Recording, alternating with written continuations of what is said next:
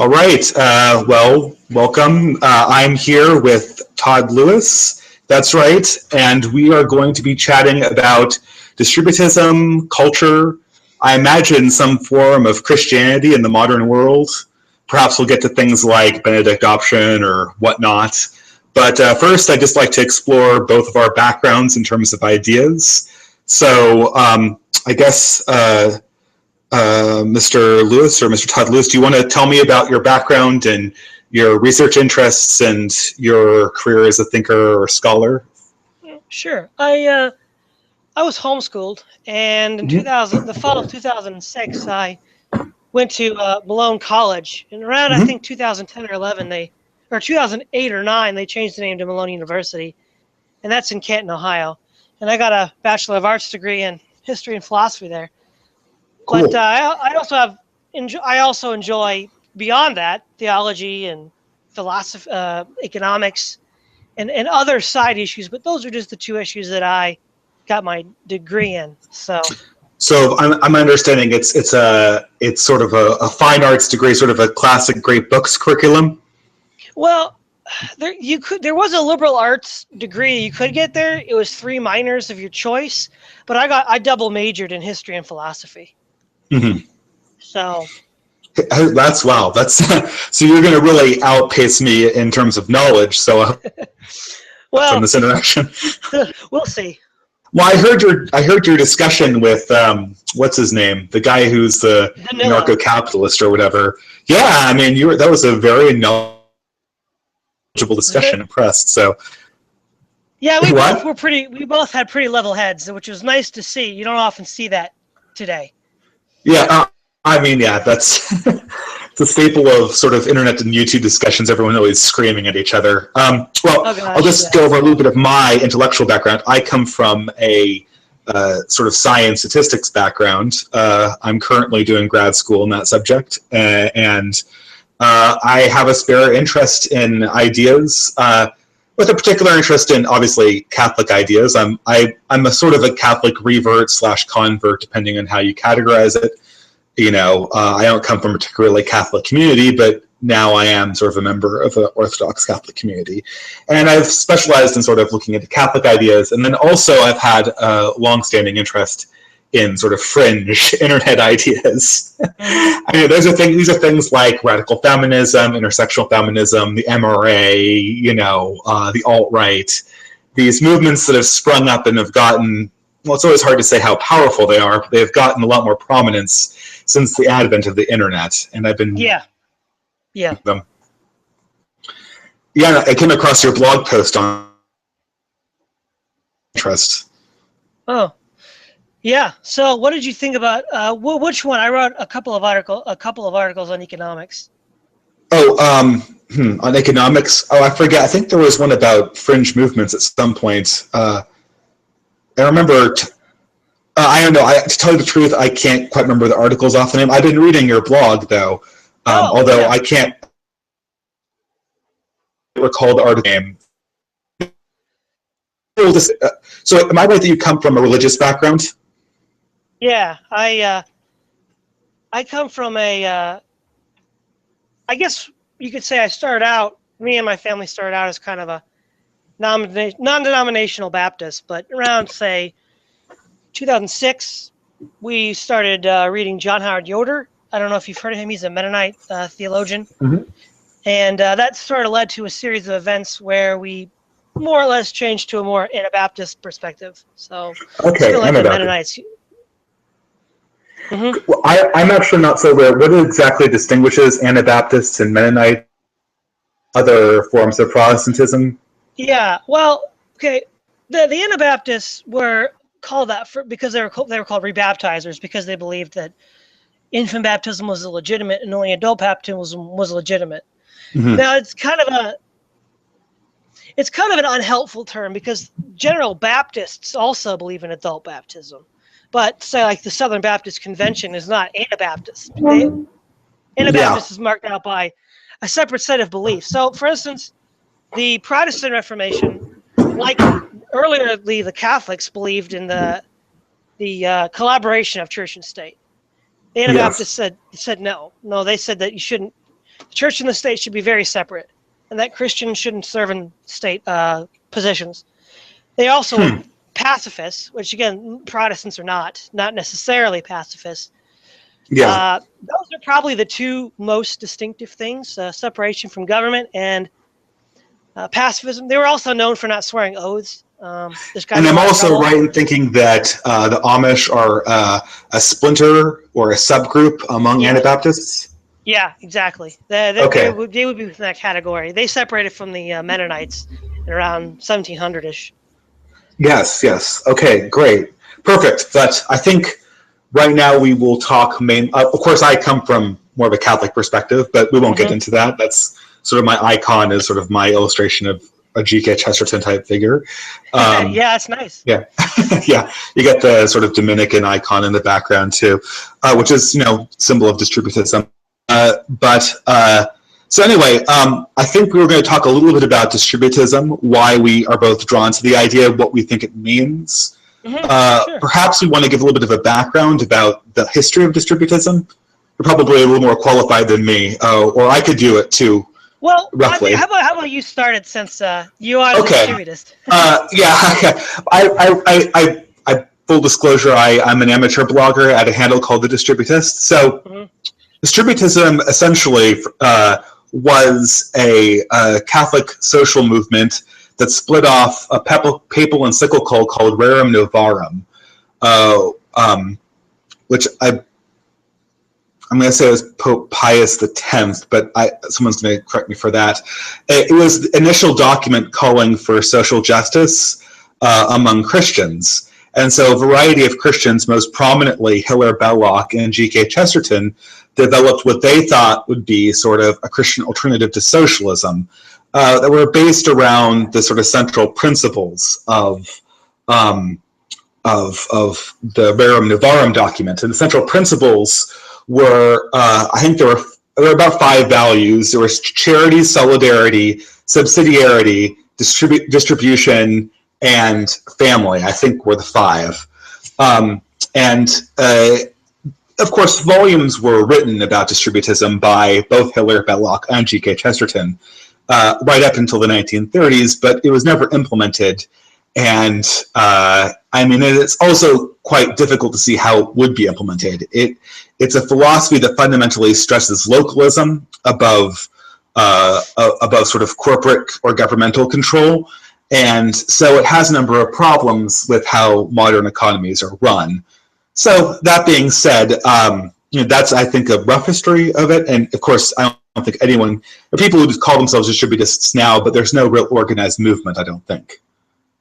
That sounds pretty good to me from what I've read. I mean, Belloc's book was called The Servile State. That's where he gets into a lot of the details there.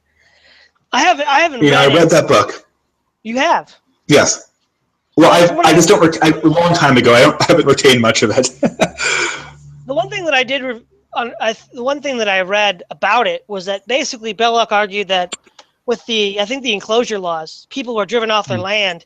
Yes. And that created a proletarian movement where people were landless and had to work for a job, for a wage. And he argued that then fueled socialism, because the socialists could then tap into these landless proletariat. And of course, as for Belloc, socialism was just everything that capitalism was, but worse. Yes.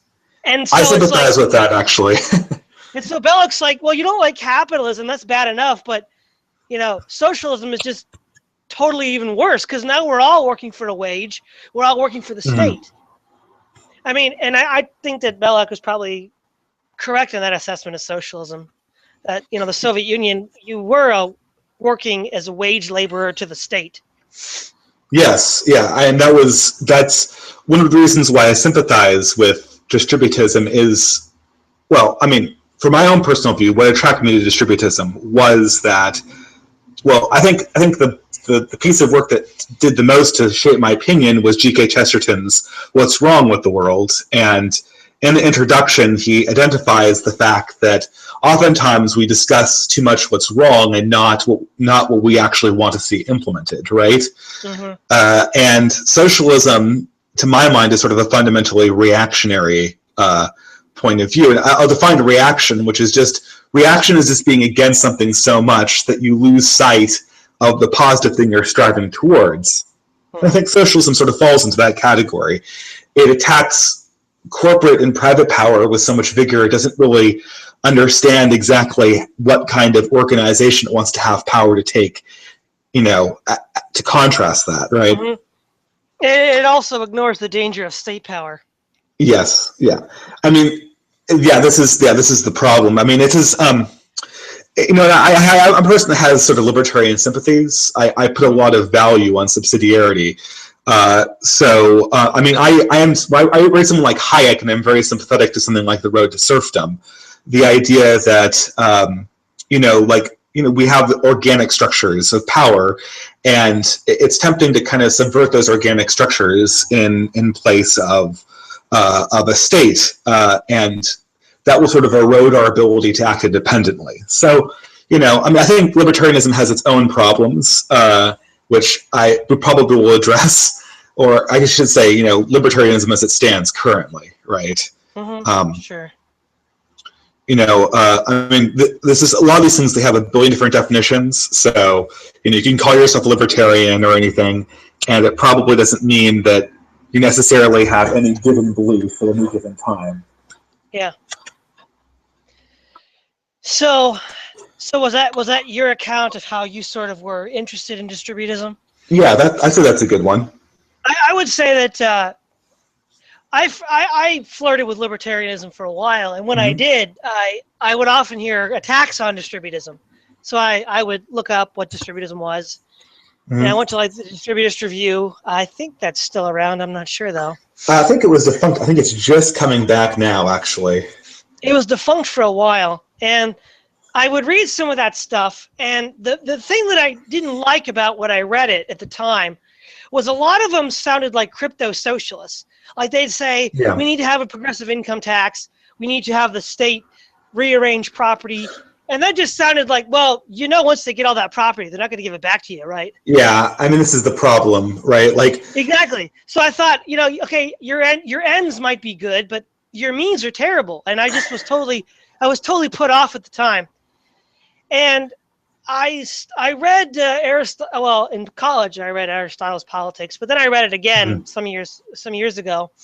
And as I read it again, I noticed something. Aristotle said that in a city, the rich and the poor are often antagonistic because, according to him, they have a lot of leisure. They're rich because they're so wealthy, and the poor because they're unemployed. And that leads to, as the old saying goes, idle hands, the devil's work, right? Because if you're not doing anything, you can cause trouble. So Aristotle argued that you needed to create a middle class. And the middle class had just enough work to do to keep it busy. It wasn't always constantly scheming for something because they had to live their lives. They had to have their estates. And he said the rich and the poor, the rich because they have too much land and the poor because they have none, are because of each reason have leisure, too much leisure time. And that allows them to conspire against each other. And only the middle class, according to Aristotle, could be the sort of judicious umpire that sort of negotiates. And so he argued that the more of middle class you have, the more stable society is, because you avoid the gap of rich and poor, which leads to the deleterious effect of too much leisure on either side, where they can then conspire and plot against the other people. And of course, to have a middle class, Aristotle says you need property. And if you want to have a large middle class, then you need to have widely distributed property. And at that point, when I read that, I thought, well, this is a really good argument for distributism. I mean, he wouldn't have called it that because the word hadn't been coined yet. Yeah. And I thought, well, wait a minute, this is actually really interesting. And then when I was reading the Old Testament, I read I read Joshua. And in Joshua 18, it's pretty much a blueprint for distributism. I mean, after they get the land from the Canaanites, Joshua divides it up by lot between the families of Israel. I mean, this would be similar to any settler society, right? The idea of a settler society is to establish a baseline of property owning families, right? Yeah, exactly. And this is also okay. Go ahead, keep going. I was going to say that if you also remember King Ahab, when he tried to steal Naboth's vineyard, Naboth wasn't supposed to sell it. Was this in Joshua? I forget what book this was in. No, that was in, I think, 2 Kings. 2 Kings, okay. Because, right, remember, he's not supposed to, he's not supposed to sell the land, but Ahab wants it for a vineyard. Yes. And then so Jezebel kills Naboth. But you see, he wasn't supposed to sell it because it's supposed to stay in the family. And there was another interesting case of, does the Bible want property widely distributed, right? That's the question. Yes. And I think it does, because there's a case in, I think it's Exodus.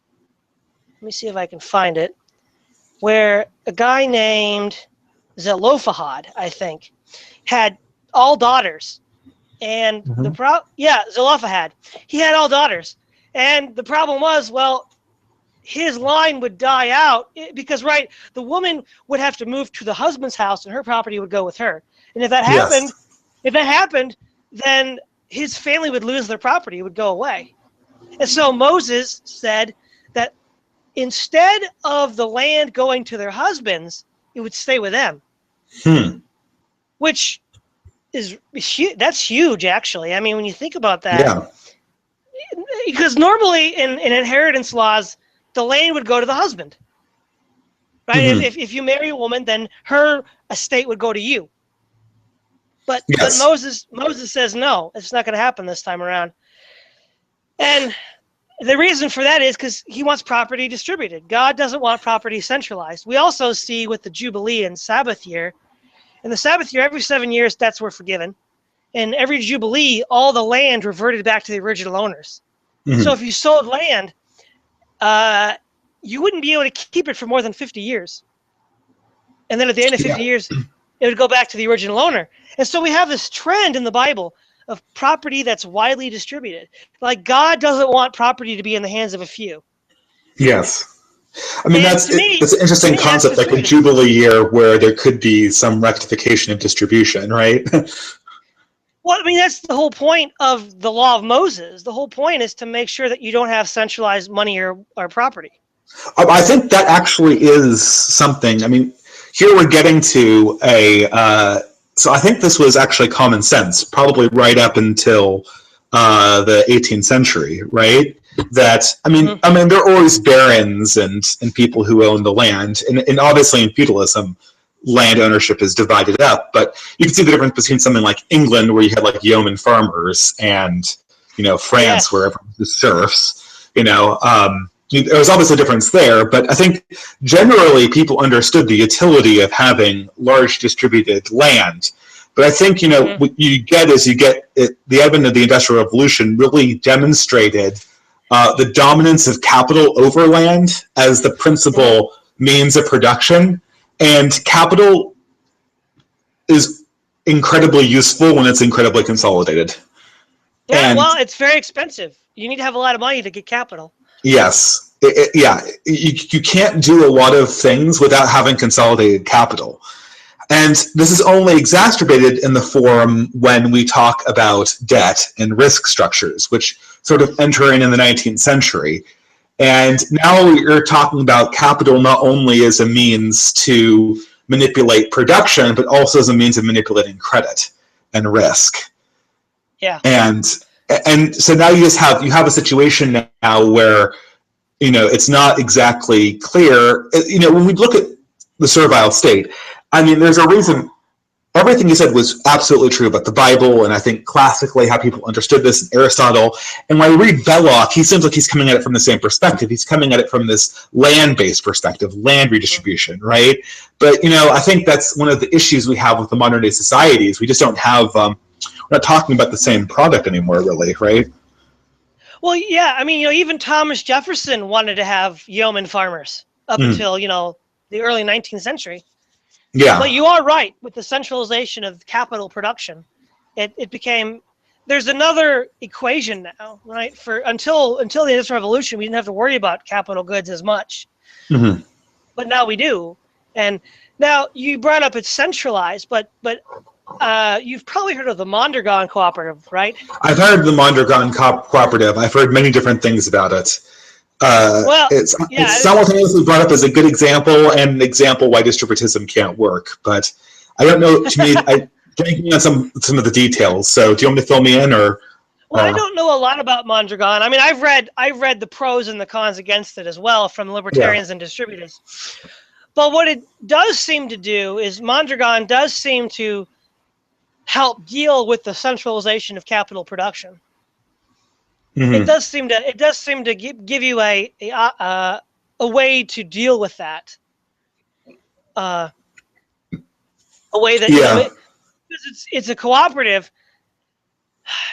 There's more say for the workers in how the capital goods are used, right? So in that sense, it does rectify somewhat the centralization of production that we would be concerned about, like in the 19th century. Yeah. I mean, this is always a problem, right? I mean, it's difficult. The allocation of capital at some level has to, though, be run with the benefit of the customers in mind too, right? So this has typically been the problem with cooperatively owned factories, is they don't have a real direction or production strategy that's in line with what we would consider a modern industrial production. Like, I would be surprised if I ever seen, a cooperative factory run a lean production line, right? It's because the whole idea of lean, which is sort of the reigning idea for running factories, is that like it's so customer focused. Like you never do anything unless you think the customer wants it, right? So it's almost like the servile factory, right? So I mean, this is difficult, and I think the current reason why people are so interested in socialism, and we could probably talk about why we've seen. I think about 20 years ago or in the 90s, right? Like, and even in the early 2000s, everyone was convinced that capitalism, a democratic capitalism, was the solution, to all of the problems regarding economics, and these would all be sorted out through the free market. And now people are much more skeptical of that, right? And this ironically hasn't made the problems of socialism go away, but it does call into question whether a lot of things we thought would be rectified would actually be rectified. Like the idea that if you get increasing technology, you'll always get more jobs, right? Which doesn't appear to be the case anymore. Well, there's a couple of things here. First of all, an increase in technology, especially if it implies robots, means we have fewer jobs. Yeah, I mean, yes. Traditionally, people pointed to the fact that early stages in automation were accompanied by growth in other sectors of the economy that outweighed that. But, I mean, it comes down to... With robots, it's over. I mean, it doesn't matter. The robots can work from dawn till dusk as long as they have... And you only need a couple of technicians, to make sure they don't break down. Yeah, I mean, we can speculate that at some point automation will reach a point where it hurts jobs, where it detracts jobs more than the wealth it creates and the jobs it creates in other sectors of the economy, right? There's going to be a tipping point at some point, right? And we can argue whether we're over that tipping point or whether it's still in the future. That's something we probably could debate. But there was this idea, I think, in the 90s that this point would never come, right? That automation could proceed indefinitely without impact to people's work. And I think also, have you read Thomas Piketty's Capital in the 21st Century? No, I've not read that. Oh, okay. So he's a French economist, and he's certainly controversial. But he laid out this case that so he had these two numbers. I think it was G and R is the rate of growth in salaries and the rate of productivity in workers. So, how much is a worker's time cost, right? Like an average one. And then G is how fast the economy grows, right? And his case was that G is greater than R. And for a while, it looked like R was greater than G, right? That like the rate of the growth of the labor would essentially drive the growth in the economy. But now it looks like the rising value of capital is worth more than the subsequent increase in the productivity of workers. And if that's the case, you're going to have a natural consequence where people who have wealth and capital will naturally get richer. at a rate that's faster than the sort of wages sort of like shakes up the economy and allows for upward mobility. So that's something that also kind of called into the question this reigning idea of capitalism and as being like the dominant force, I suppose. Well, yeah, you mentioned that socialism is sort of on the rise again, but it's really not. It's really not clear what this socialism is. In the 1920s and 30s, we knew what it was. It was either anarchism or state socialism, like in the Soviet Union. Yeah. But nowadays, we know that state ownership of the means of production doesn't work. So it's not entirely clear what this kind of. I mean, socialism just seems to mean I don't like capitalism. It doesn't really socialism, how it's described these days, is a giant welfare state. But I think it's one more thing that people don't oftentimes talk about. It's also the idea that the government personally stands behind you when it comes to doing risky endeavors. And it is ultimately the person that's going to cushion any kind of fall from that. And that would apply both to national industries that might fail and people that, say, go into debt to pay for education or anything else like that. Right? So I think the combination of those two things are what people mean modern day by socialism. Of course, the problem with that is Margaret Thatcher pointed out, you sooner or later run out of other people's money to spend. Yeah, it doesn't seem like it's sustainable. And it creates all sorts of perverse incentives as well, right? Exactly. Now, you mentioned something. Go ahead. Yeah, no, go ahead. What did you ask? You mentioned something earlier that because corporations are very consumer-centered, like they produce what the... I think maybe the problem is then if the factories are not working the way that we want them to, it's because of our choices. It could be that consumers have a perverse incentive, and in order to meet that incentive, the factories have to be organized in ways we might find objectionable. Yeah, I actually don't think the problem is factories. I worked as an industrial engineer in a factory for almost 3 years, like modern day factories. So during the time of Marx, right? Marx laid a lot of the problems with capitalism at the feet of industrial production, specifically overproduction, right? But modern day factories are primed to cut overproduction, right?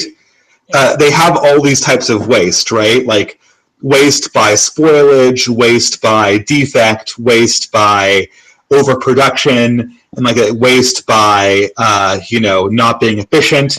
And they ask you when they're training you as an industrial engineer, like which is the worst kind of waste? And it used to be that waste by inefficiency or by spoilage or destruction was the worst kind of waste. But in the modern concept, it's overproduction, right? Yeah. Because overproduction, this is the reigning philosophy. And if you go to MBA school or engineering school, overproduction will drive all the other ones. So the corporation, the manufacturing plant is really... it's called a pull system. They only make something anytime they predict someone takes something off the shelf, right? Or they anticipate someone going to order something, right? Yeah. So it's also it's just not the same kind of system that was critiqued by Marx. I think for our modern economy, people are really worried about credit markets and financial management, and I mean. And they're also worried about sort of like this growing inequality too, right? Which is probably a different thing. Well, it's interesting, right? The concern for inequality, the left version of it is that, well, we're unequal. We're like, the rich and the poor. But it's funny, Aristotle's concern with inequality was different. The wealth gap for him was important because people on either end of the poles, either too rich or too poor, would become revolutionary and they would conspire and be dangerous. Whereas I think that makes a lot of sense. When the left talks about wage gaps because we're all equal, that's not very convincing at all. Especially I think this is the problem I have with the wage gap, the way the left talks about it. There's two things driving the wage gap. So we used to have sort of more of a linear wage gap, and now it's become more exponential. But the problem is it's not one phenomenon, right? It's two phenomenon. The first phenomenon is, well, you could argue that they're connected, right? But the first phenomenon, which causes the high incomes on the right end or the upper end, is the fact that everything is globalized, right? So let's say you had a guy who was smart enough to increase efficiency in plants by 1%, right? Mm-hmm. Well, if you were in, if you were making rubber shoes in 1800, right, that might be worth like $100,000 to you, right? But now you're making rubber shoes for 7 billion people, right? So that guy with his 1% is worth millions, right? Mm-hmm. And he'll be able to ask for that, right, and get it. Mm-hmm. And that's the phenomenon. And also, financial capital is worth so much, like the Thomas Piketty thing. Having the actual capital there to build a factory in China, like you don't even have to have a good idea. You just need to have that capital there, and it will grow for you, right? Yeah. Yeah. I mean, but that didn't always used to be the case. But the thing is, on the lower end, right? The reason why there's also a reason why there's this other phenomenon where they say like, well, the top richest 10% of the families have more than the bottom 25% all combined, right? Or the top 2%, right? But like the bottom 25%, like of people in our society, like their losses, their liabilities exceed their assets. Yeah. So if you have any money, like you probably have more than all of them combined. And this also didn't used to be the case because we have now in this country a group of people who don't have families, who or who are living in single parent houses, right? They live paycheck to paycheck. They're totally in debt, right? Mm-hmm. And this is something that, like, the family was a credit preserving institution previously. And in the last 50 years, this sort of credit-preserving institution for the poor has kind of been washed away by a lot of the, cultural change in the last 50 years. So yeah. The other thing is, it also feeds into the servile state because these people need the state to give them money. Yeah. Whereas, you mentioned that distributism for you is more of an ideal to aim for. Yeah. I think one of the things that you could say is that distributism would understand the necessity of strong families to ensure autonomy from the state. And that's the critical feature, right? Because a redistribution of wealth might be necessary at the state. The problem is I just don't want to live. I would like a redistribution, but I don't want to live in the aftermath where we establish that the state has the right to redistribute. Yeah, right? well, this is the function of the state. Yeah, so you bring up a good question. The concern for how would we redistribute the land, or even just the capital property, or even just productive property. Yeah. And I've thought about this because how do you do it in a way that's not like the Soviet Union, where they just steal it and that defeats the whole purpose of it, right? Mm-hmm. So there's a couple of ways. I think one way we could do it is, for instance, corporations that we know have committed fraud. Mm-hmm. What we could do is, as a part of the legal investigation of such firms, think of like Bernie Madoff's company or Enron. Yeah. What you could do, Enron, so we would have to be careful whether we're talking about an energy company or a finance company. But yeah, go ahead. Well, sure. But what we would do is the company's assets would then be sold off. Mm-hmm. And it would be basically, that would be the penalty for the malfeasance. Yes. It's like, and so basically, that we disband the corporate entity. Yeah, we're disbanding the corporate entity, and we would make sure we'd have strict regulations to make sure that they couldn't secretly buy it back through proxies. Yeah. And what we do then is we just auction off the assets, and that would redivide it up. So first of all, the people that were aggrieved would immediately get their money back. And then whatever was left, whatever the surplus revenue of the company was, would be auctioned off. That way we could... I don't know if that is much redistribution, because the aggrieved people in these cases are probably the shareholders, right? Well, that's true. But yeah. I was gonna say another example that I came up with. Now this one was actually done in Russia in the late 19th, early 20th century. The Russian government realized that they needed to create a middle class, because Russia was still feudal. They had peasants, on the land. Now, granted, they had abolished serfdom, but most of the land was still owned by the boyars, which are the nobles, and their land, or by the Russian emperor, the Tsar. And so especially after the 1905 revolution, when they did put it down, but they realized that the reason why there was a revolution was because of the issue of land. People were upset that the land was. So what they did was the Russian government founded a bank called the Peasants' Land Bank around the 1820s, Yes. 1880s rather. And what they did was they then had the peasants collectively invest in that bank, and they would buy land from the boyars and then dole it out back to the peasants. And by 1914, 80% of all the land in Western Russia, European Russia, was owned by the peasants. Yeah, it does. That does seem like a good idea in some sense. I would wonder if you could have some kind of like trust bank, right? That would then periodically pay out large. It would collect defunct property, under conditions of malfeasance, and then sort of periodically pay out large dividends to an attached population. That yeah. Well, I was thinking even before I read about. Well, I don't know if it was before I read about the Peasants' Land Bank, but the other thing is within America, within the different Christian denominations, the Catholics and the Protestants, there's a lot of concentrated wealth. We're very rich churches, and one of the things that I think should be done is these churches, either collectively or individually, should create a scheme where they try to wean people off the welfare state. And the way they do it is like, look, if you, promise to, hold down a job, get married and stop, living with your boyfriend or with your girlfriend, then we will, through it as it'll be kind of a charity. We'll then give you land. So remember how Chesterton had that 3 acres and a cow? So basically, that would be kind of the idea. The bank. So the church would act like sort of a trust bank, essentially, for. Yeah, exactly. And this would be a very medieval idea. Like, you die, leave your properties at the church, and then the church would be responsible for dividing it up among people that. Well, what I was thinking was the collected wealth within the Protestant and Catholic churches in America. We could use that wealth to buy land up that's either not being used, or just buy it from people, willing to sell it.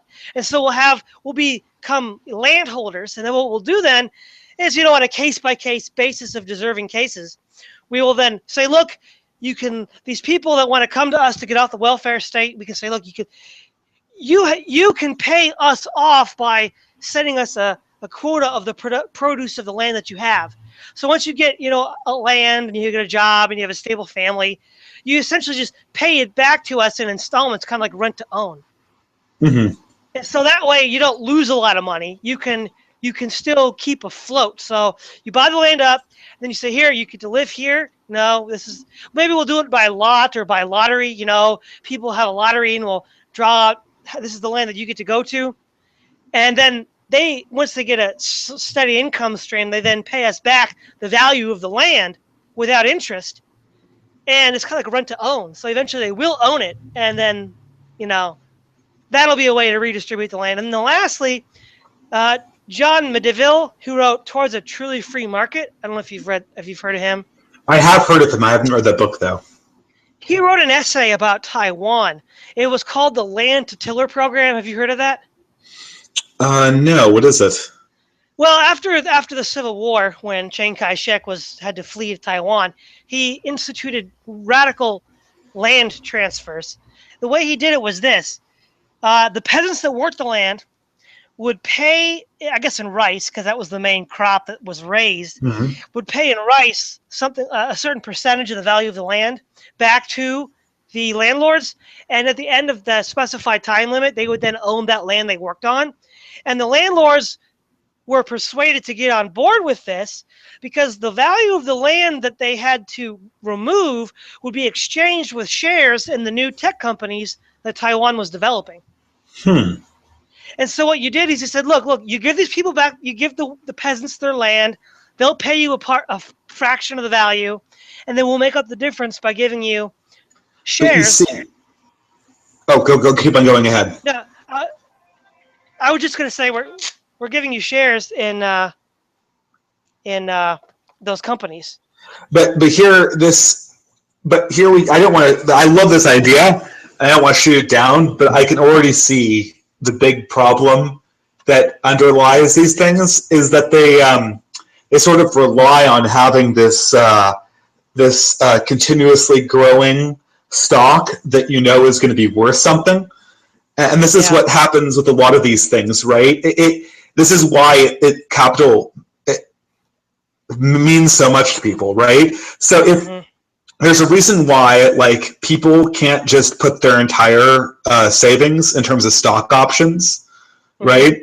Like, that's essentially what a lot of people did in terms of Enron, right? And in the financial crisis, people did the similar thing with their houses. They put all their savings essentially in their house with the assumption that this would be a property that would appreciate over time. But as we've seen in both cases, these things are not certain propositions anymore, right? It's very hard to predict this. And this is fine if you're a huge capitaled individual, right? Because you don't care about the risk, right? Because you can aggregate the risk, right? This is why people love people like Donald Trump so much, or corporations do. Like, Donald Trump's gone bankrupt like 1 billion times, or being hyperbolic. He's gone bankrupt a ton, right? But people still give him money, or still gave him money before he became a presidential candidate, because he would take risks, and they didn't care, right? If you're a wealthy guy and you give 100 people, you can give 100 people $10,000 with the knowledge that 99 of them will fail, and then one person will make you $1 billion, right? Yeah. But you can't do that if you don't have, the capital to take those kind of risks, right? So it's difficult it would be a difficult proposition for, maybe you could do like a portfolio or something like that run by the government, but then you get into all sorts of bureaucracy, right? Well, which is why I think of all the, but you do know, right? The land to tiller program did successfully transfer land from the landlords back to the peasants. Yeah, at a time when land was a constantly appreciating quantity, right? Yeah. Like, so, what do you think about 3D printing as a way to break down centralized production? Well, 3D printing is kind of cool, but it's expensive. I mean, it'll never be more efficient than building things in a factory, right? Because it's economies of scale. I mean, it will definitely take certain things. I like the idea, when I get a house at some point in my life, I intend to have a workshop with the 3D printer because they're super cool.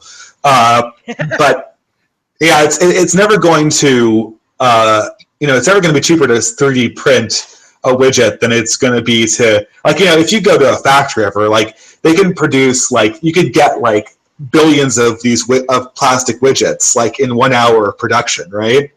And if you wait for a 3D printer, even a really, really industrial strength one, it'll take you 10 minutes, right, for one.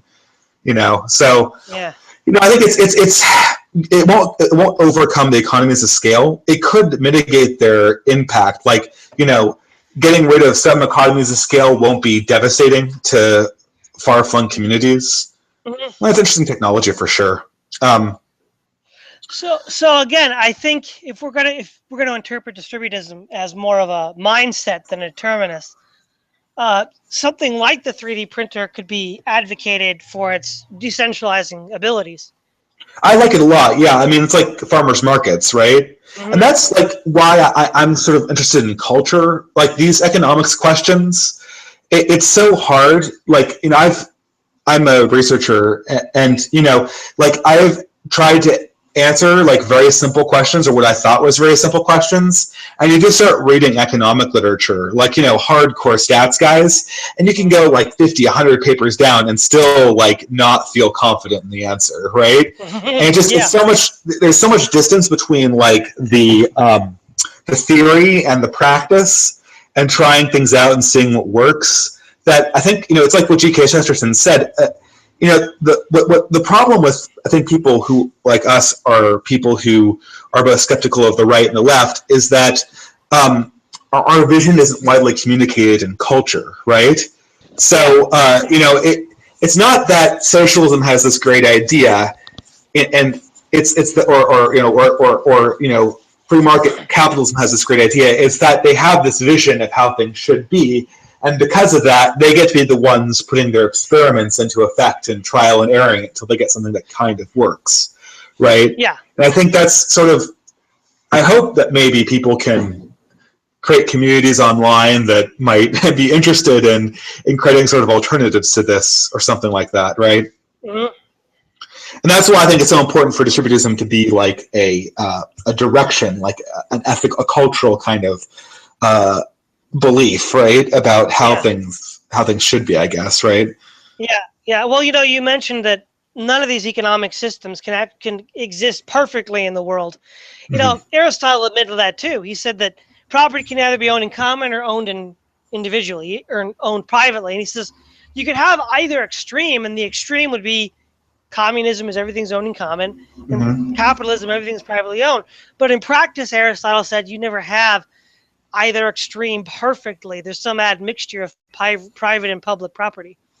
Yeah. And I think he's right. I think there's always going to be some admixture. And I think distributism admits that there will be such an admixture. Yeah, it does. I mean, it's going to be necessary, right? I don't think there's such thing as distributism. I just think that there are policies that are sort of geared towards distributism. The earned income tax credit would be an example of that, right? Which I think is a good idea. One of the ideas that Justin had was absolutely horrible. I don't know how he could claim to. Did you ever read his debate with George Bernard Shaw called "Do We Agree"? Oh no! What was it? I must have missed that. Belloc was the moderator. They talked about a lot of things, but I remember the one on economics.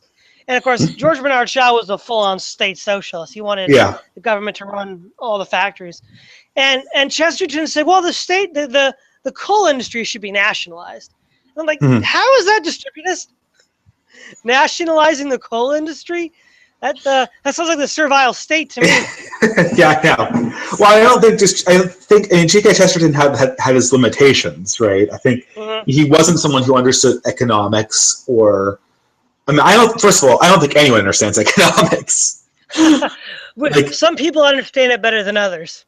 Yeah, I guess you could say that, but we only understand it by relative, difference from people who are more ignorant than us. No one understands it like people understand like Newton's 3 laws, right? Like it's not something like that. So it becomes a very difficult thing. But yeah, I think that's nationalizing things is just, and I wonder where our current political system is headed. We're, I think, headed towards, in our current system, we're headed towards a massive political reorganization. I get the sense. I think the Republican Party and the Democratic Party are in the process of disintegrating, and we're going to see new political alliances. But do you get that sense too? Yeah, I mean, look at the internal contradictions of the Democratic Party. You cannot both be for environmentalism, which is anti-industrial, and for labor unions. Those are like two mutually exclusive positions. That's very difficult. If the environmentalists win, then the working class lose their jobs.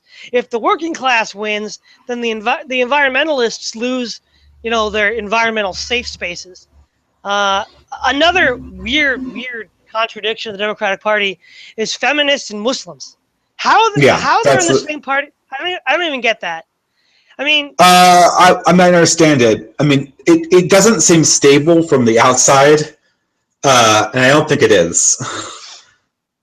Yeah, it just doesn't. I mean, the Republican Party has fissures. You have like the religious right, you have the more libertarian element, and you have the Rockefeller conservatives. Yeah. But none of those divisions seem as stark as like the feminist versus the Muslim, or the environmentalist versus the union. Those divisions just seem so stark. I mean, this is sort of a function of the fact that the Democratic Party and the left in general has sort of been able to ally people that have felt culturally disenfranchised from the mainstream of Western culture. And it's been able to organize those cultural grievances in a very, very productive way, right? Yeah, it has been able to do that. And I just wonder how much longer that's going to be, though. Because well, it depends. I mean, I think all in all, I think that this is the problem because it's been so good at organizing these disparate cultural groups. The left wing sort of has like the true believers, right? Not the people who are like ethnically allied to it. The true believers think they're much more powerful than they actually are, right? Yeah. And because of that, they're not thinking about how their actual coalition holds together because they have the idea that they can indefinitely cast about for a unifying opposition, right, in the form of whatever form conservatism takes. Mm-hmm. And you have to wonder that at some point is going to start cracking, right? Mm-hmm. But it could crack in the form where these things go from being progressive to being sort of nationalistic almost instantaneously, right? Yeah. And it's difficult to see exactly what the end point of that is going to be. I come from a very progressive. I'm a progressive urban. I'm not progressive myself, but I come from a progressive urban center on the West Coast, and you see a lot of these contradictions. You're wondering, like, how is this coalition going to hold together, right? Yeah, well, the other thing that's really weird is, most activists on the left are white. And yet, they have this insane... This is the true believers or this weird core, they're right? White, but the thing is, they hate white people. They hate themselves. It's like... I would say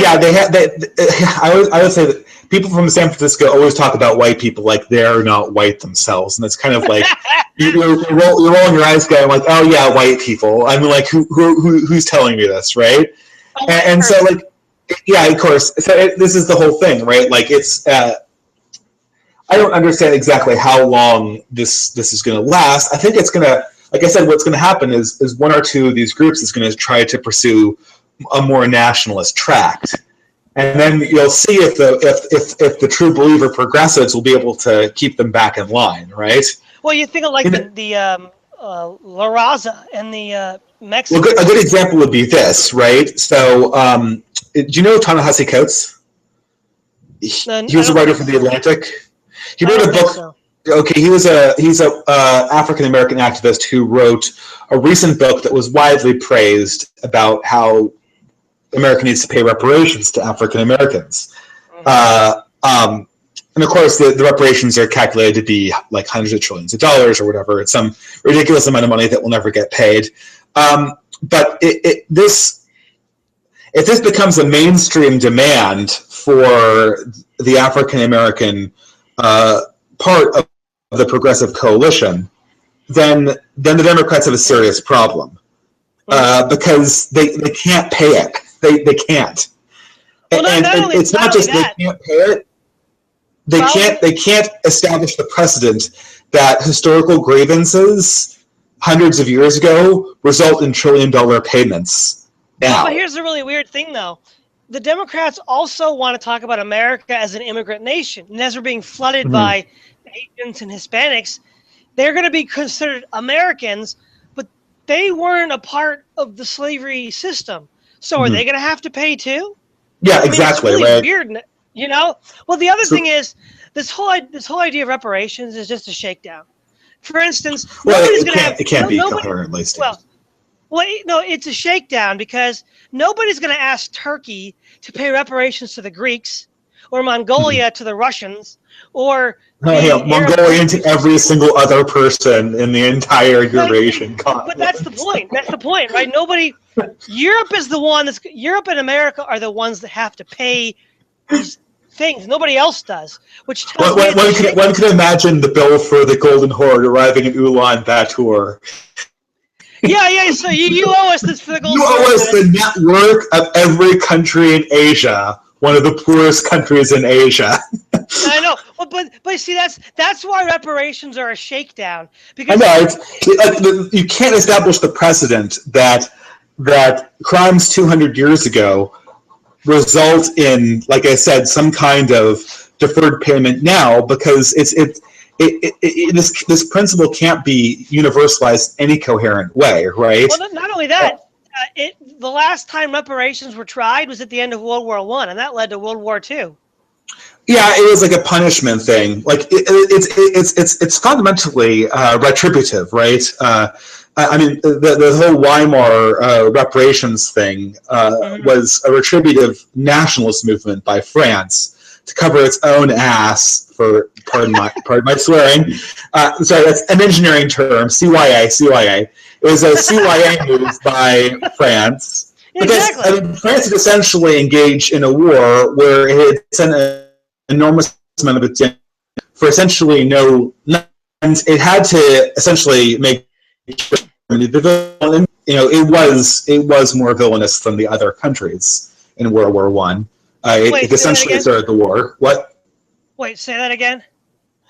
Germany was in fact responsible for World War One more than the other countries involved. But it certainly wasn't the only responsible party. Hold on a second, though. This is one of my pet peeves. Okay, first of all, the World War I was started by Serbia. The Black Hand, which murdered the Archduke. The Black Hand was run by Serbian military intelligence. And the leader of the Black Hand, whose code name was Apis, I don't want to even bother to pronounce his true name. It's Serbian. See, okay, in the early period, the 20th century, the early 20th century, Archduke Franz Ferdinand, adopted an idea called the United States of Greater Austria. And in that idea was that Austria would be organized along a federative model like Switzerland and the United States. And the Black Hand knew that if that happened, the Bosnians and Croatians would be satisfied. They would be pacified, and Serbian propaganda would not be able to get them, would not be able to be effective. So they intentionally murdered the Archduke to prevent a détente between the Slavic peoples of the Balkans and Austria.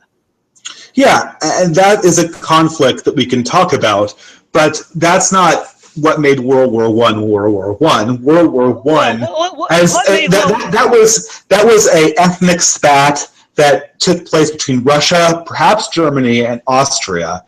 It wasn't a huge, sprawling trench warfare all across a Western theater, right? No, hold on. Yeah, I know what you're saying. That was the war.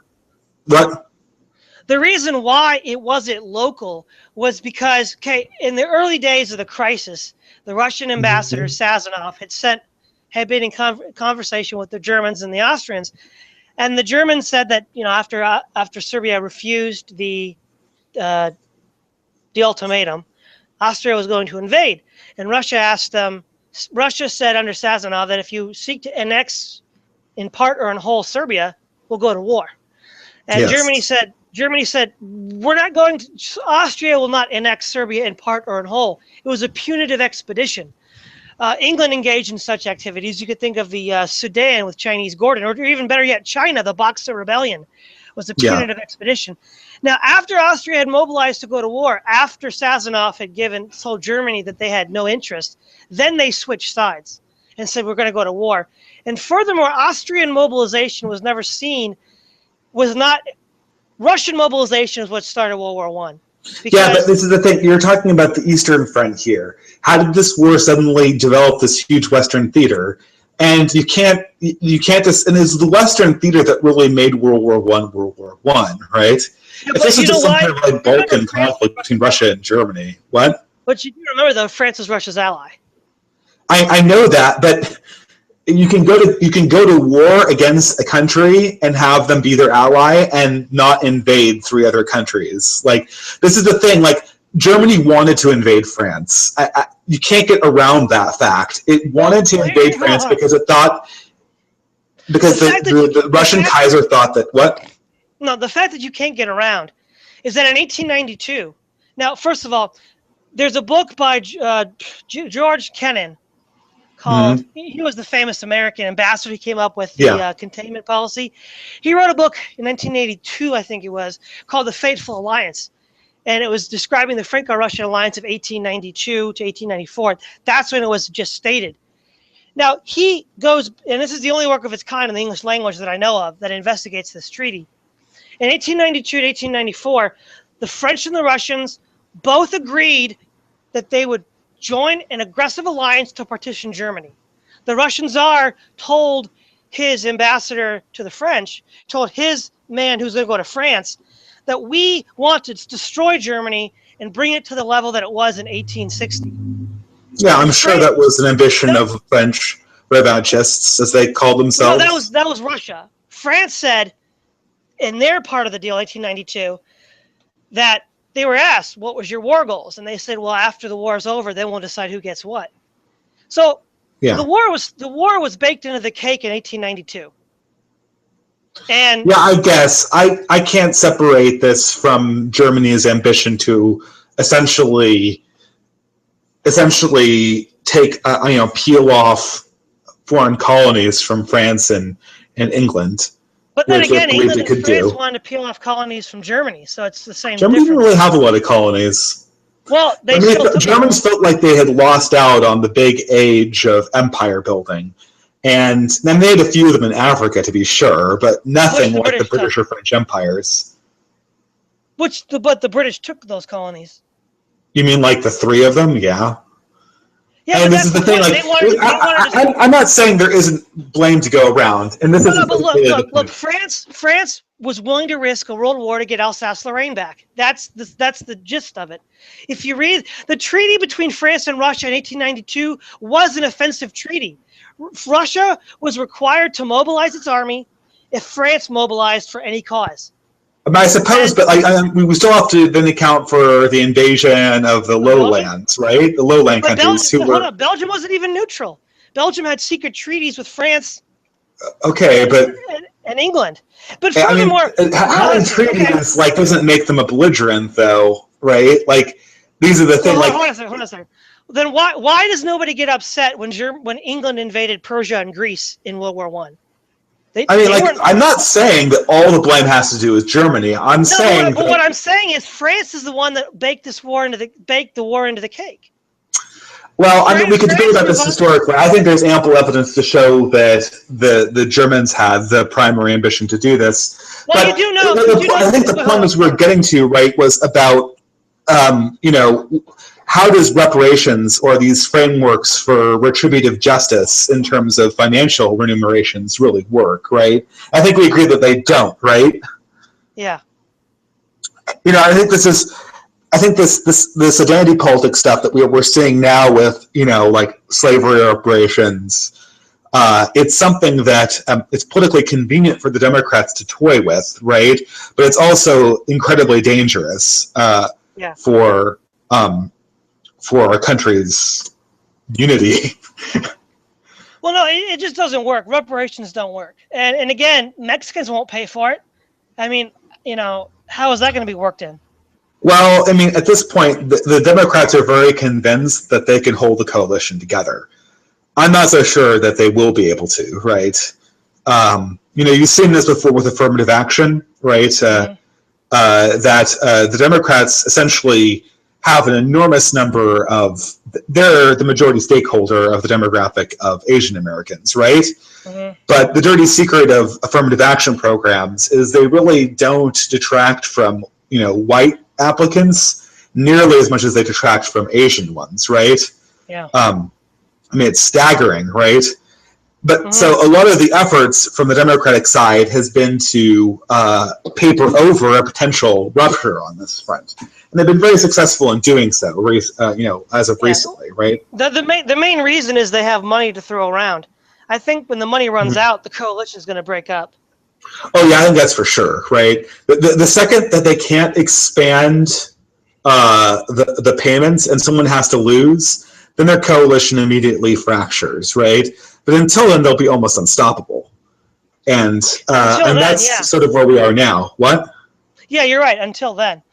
And you have to wonder what's going to come out of the breach of that huge, unstoppable political coalition, right? Well, I think one thing, there'll be an attempt to separate the southern states and bring them back to Mexico. Oh, you think so? Mexico doesn't want those states. How is it going to even manage those, right? Well, what I mean is, I don't mean Mexico's going to do anything necessarily. I mean, there'll be a secessionist movement in those states. No, I think that's unlikely. The thing is, regional secession is going to be difficult because we're not regionally divided as much as we are divided from urban to rural, right? Mm-hmm. So, like, I would be less surprised by like cities cutting themselves off, right? Being essentially like free cities or whatever, right? Like, we don't want to pay for the state anymore, or the state doesn't want to pay for the city anymore, right? Like, that would be almost more realistic because you've got like states that are, entirely one ideology and then cities that are entirely a different one, right? So, I mean, the thing is, I just don't I come from California. I'm not so sure that there's like a lot of nationalist movements, or at least not in Northern California, that could sustain that at all. Well, isn't Northern California more Anglo-Saxon anyhow? I don't know. People oftentimes that don't come from California don't realize that the majority of the agricultural work comes from Northern California, since the southern half is essentially a desert, which means that almost all of the migrant workers who work in fields or citizen are in the northern part. California is an incredibly segregated state, though. For instance, in my hometown, there are very few Hispanics, but you go to a different one, and the population would be a vast majority Hispanic or Latino, right? So, but I just don't think that there's any kind of. I mean, I haven't seen any movement to that effect, right? I mean, so I'm not really. It will be an interesting thing to see what happens when the Democratic coalition breaks apart, right? Well, that certainly will be a very interesting thing to see. It might not happen for a really long time because they could have a lot of money continuously, right? Well, I think Europe is closer to that than America is, right? So we'll probably get a preview of coming attractions. Well, the problem with the money is a lot of it's debt, and American dollars only have value because China is willing to buy our bonds. When China and Japan feel like that American bonds aren't any good and there's no one to buy our debt, our IOUs, then the dollars will be seen as for the value that it doesn't have.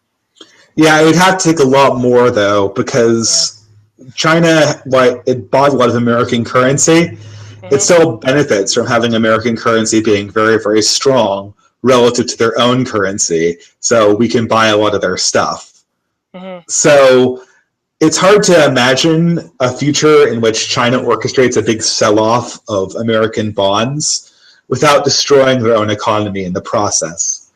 Now, if you're talking about financial crises that actually might be foreseeable, I think you'd have to look towards Europe to see that, right? Well, Europe's certainly very unstable economically, and something very disastrous could happen. They had a huge scare just the other day with Deutsche Bank. Deutsche Bank is, and then the potential defaults in Greece, Italy, Spain, and Ireland.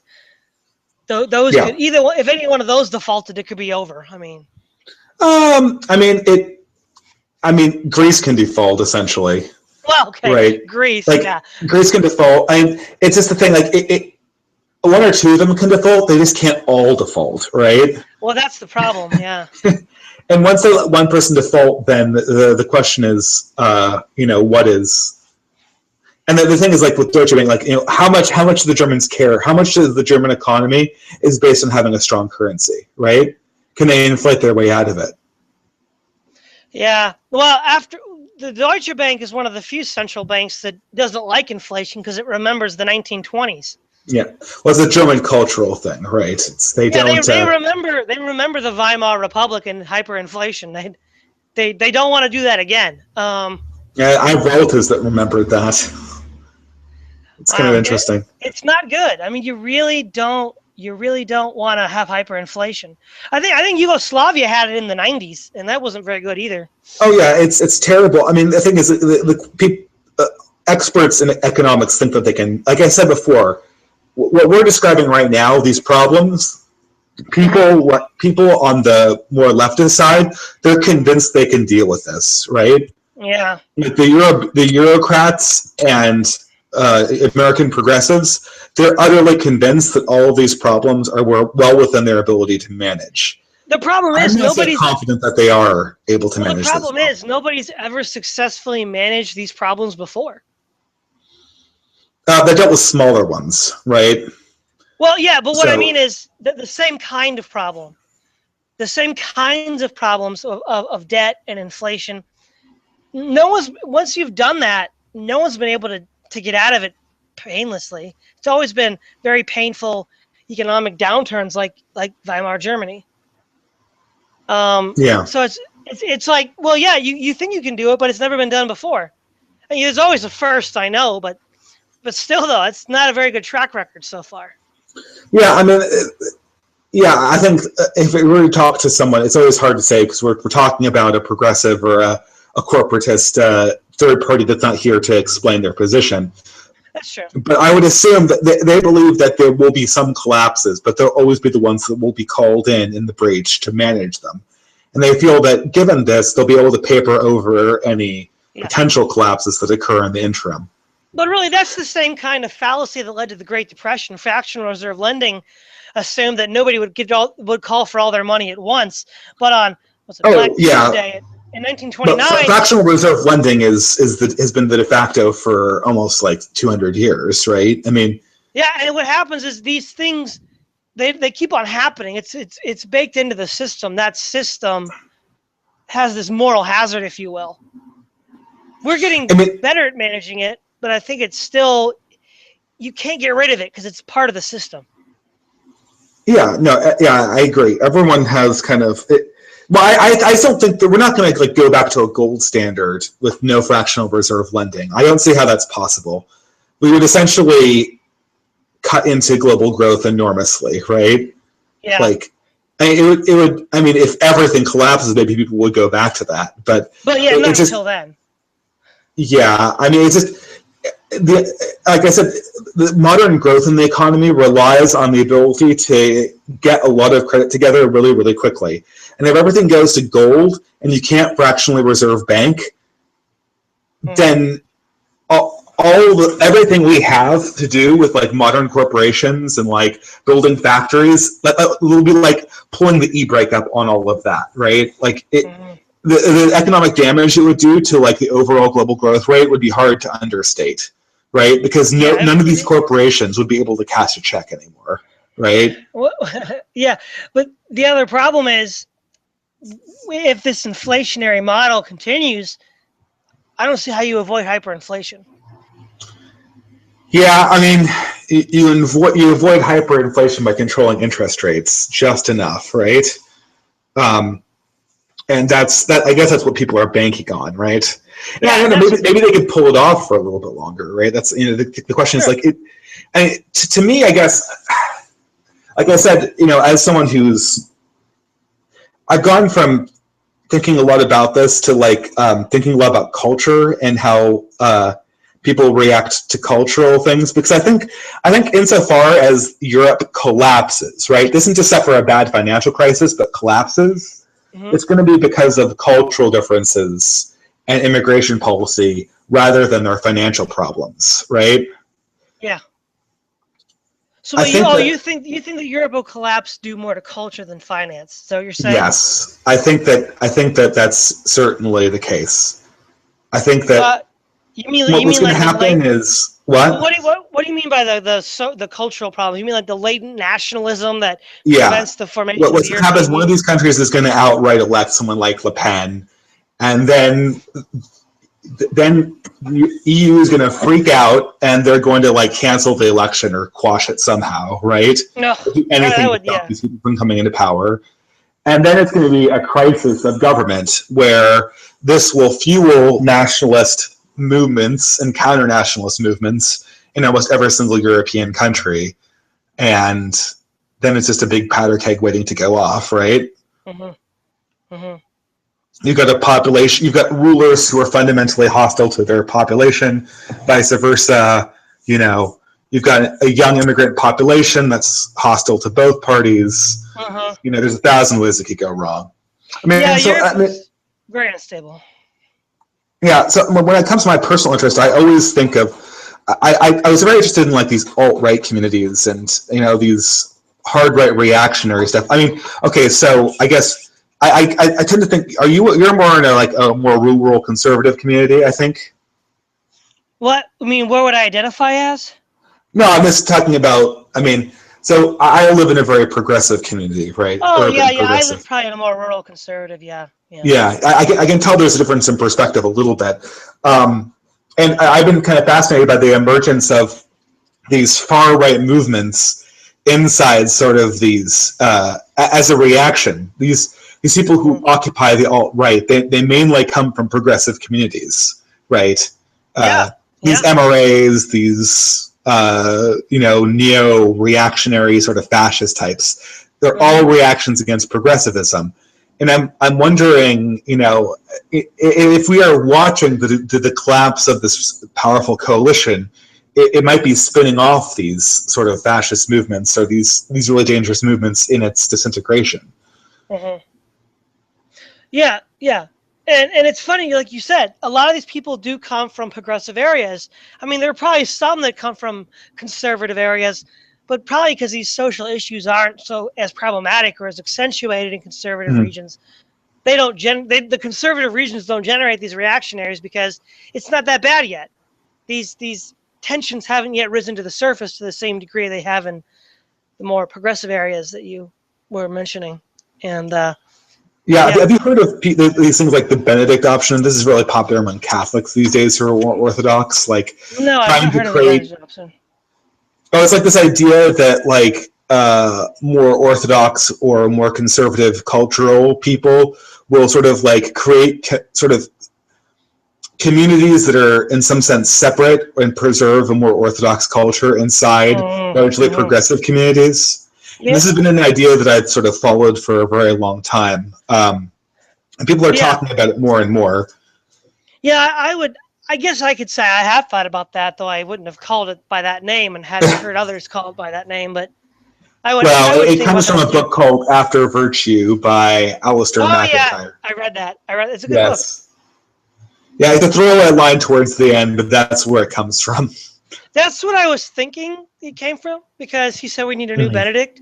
But the idea that one of the things that I think should be done is, I don't know if you remember, back in the 1920s and 30s, due to the pretty much explicit content in movies, the Catholic Church and some Protestants, but most of the Catholic Church, organized this sort of lobby that would boycott Hollywood movies until the Hays Code. Yeah.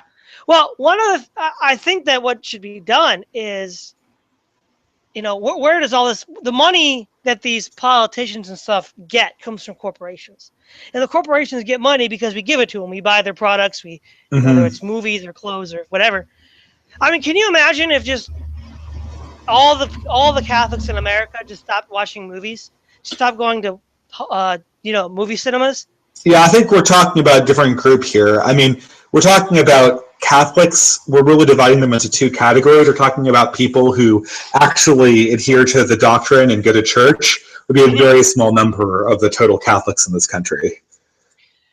Yeah, that they're not quite the numbers they used to be, but it's shocking how different the two communities are. It's hard to understate. So we're talking about Orthodox conservative believers. We're talking about a very small community. I mean, it's not incredibly small. It's robust. It's growing. It's in some sense thriving. But in terms of spending power, it's nothing compared to the mainstream people who just don't care about anything, right? I'm trying. It's hard even to keep Orthodox communities more or less alive, right? You have. I mean, I don't know. You don't come from the same community as I do, but you have instances of Catholic schools firing people, Catholic colleges firing professors for being against gay marriage and stuff like that. Catholic schools. Yeah, I know. Notre Dame is really bad in that regard of being. Notre Dame isn't even the tip of the iceberg, right? Notre Dame is outright Orthodox compared to some Catholic colleges. I know, right? But even they'll do stuff like that. Yeah, exactly.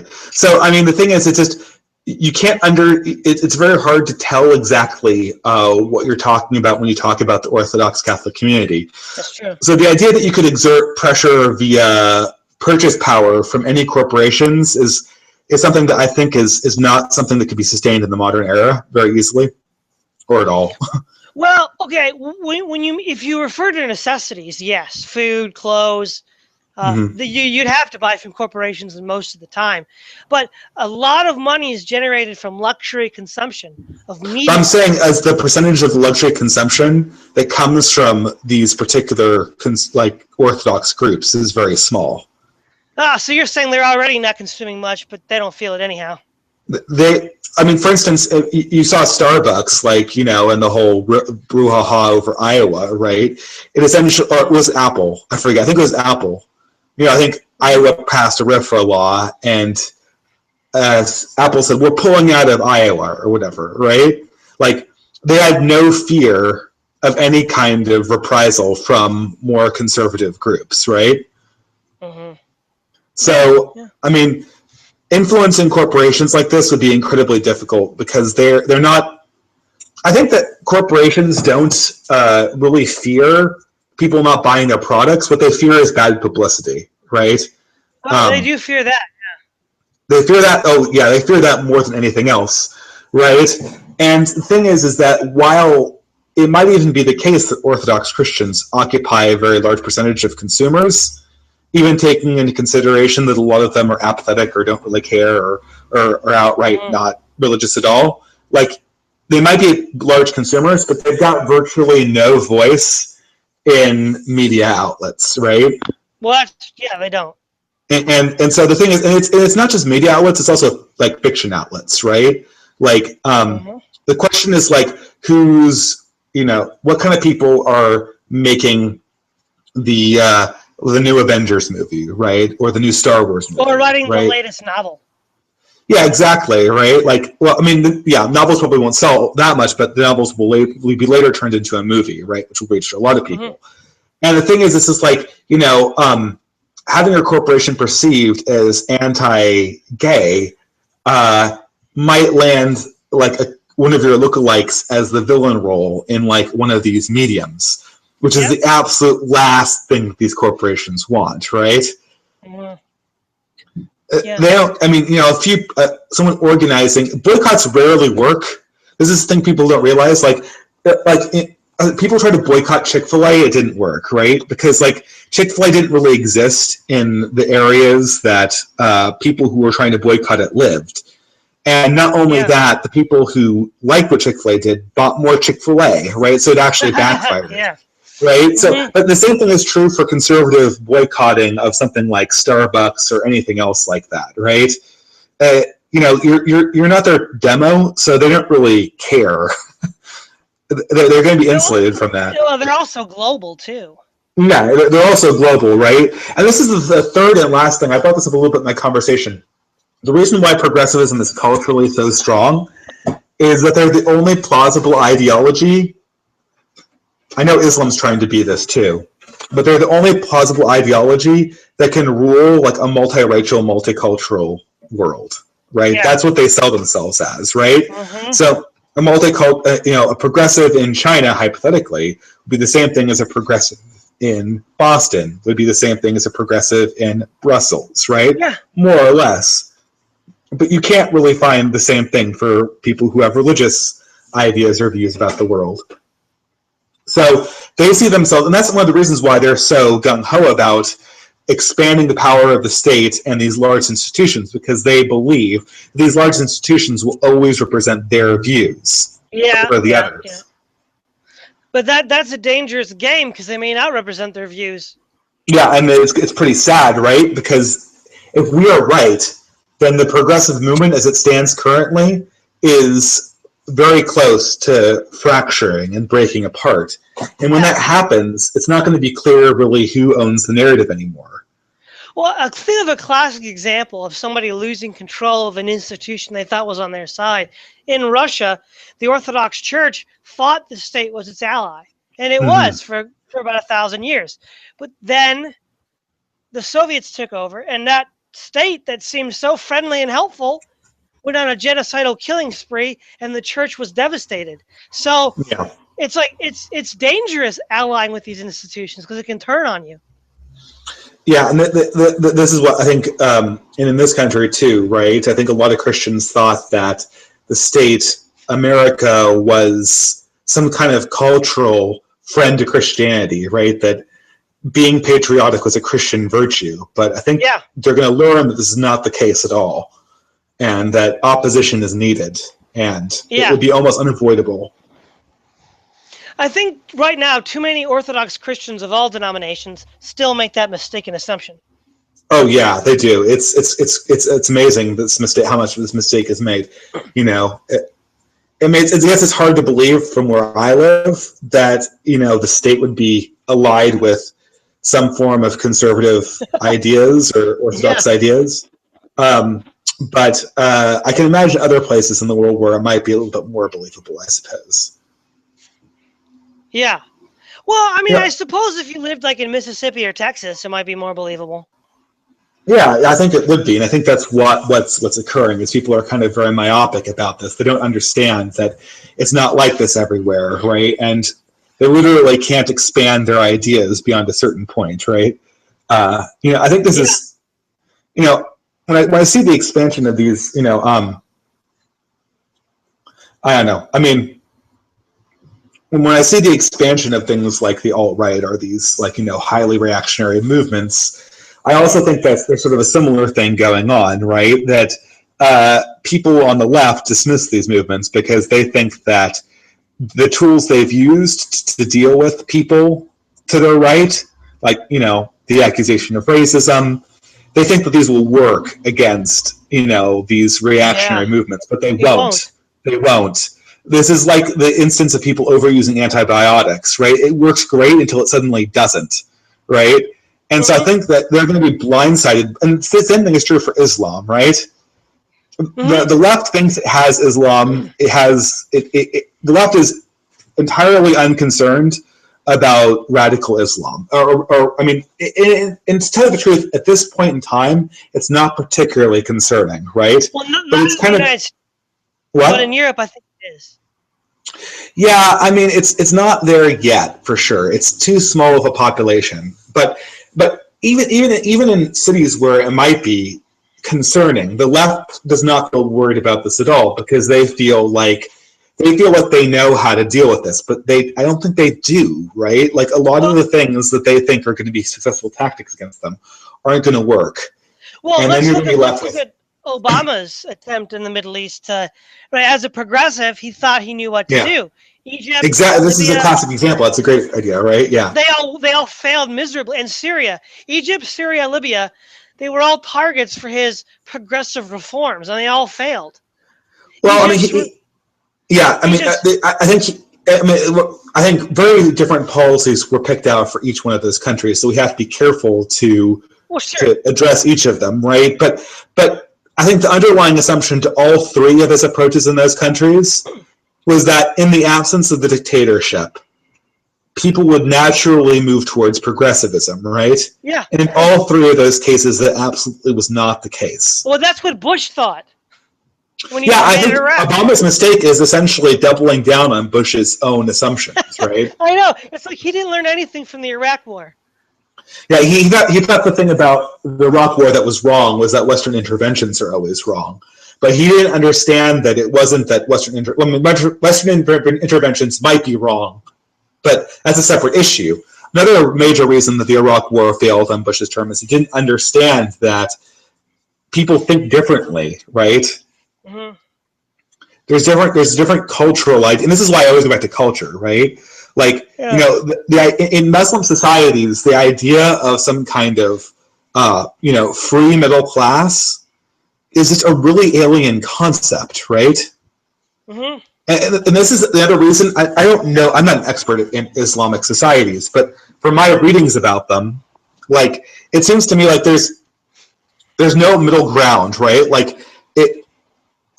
It's really, really important that your side be on the winning side of a war, right? There's no kind of like Madisonian respect for minorities, right? It's like the culture that wins takes everything, right? And becomes the new government and controls everything, Or, right, like, you win and you take control of everything. And the opposite side takes control and does everything. That's how Africa works too.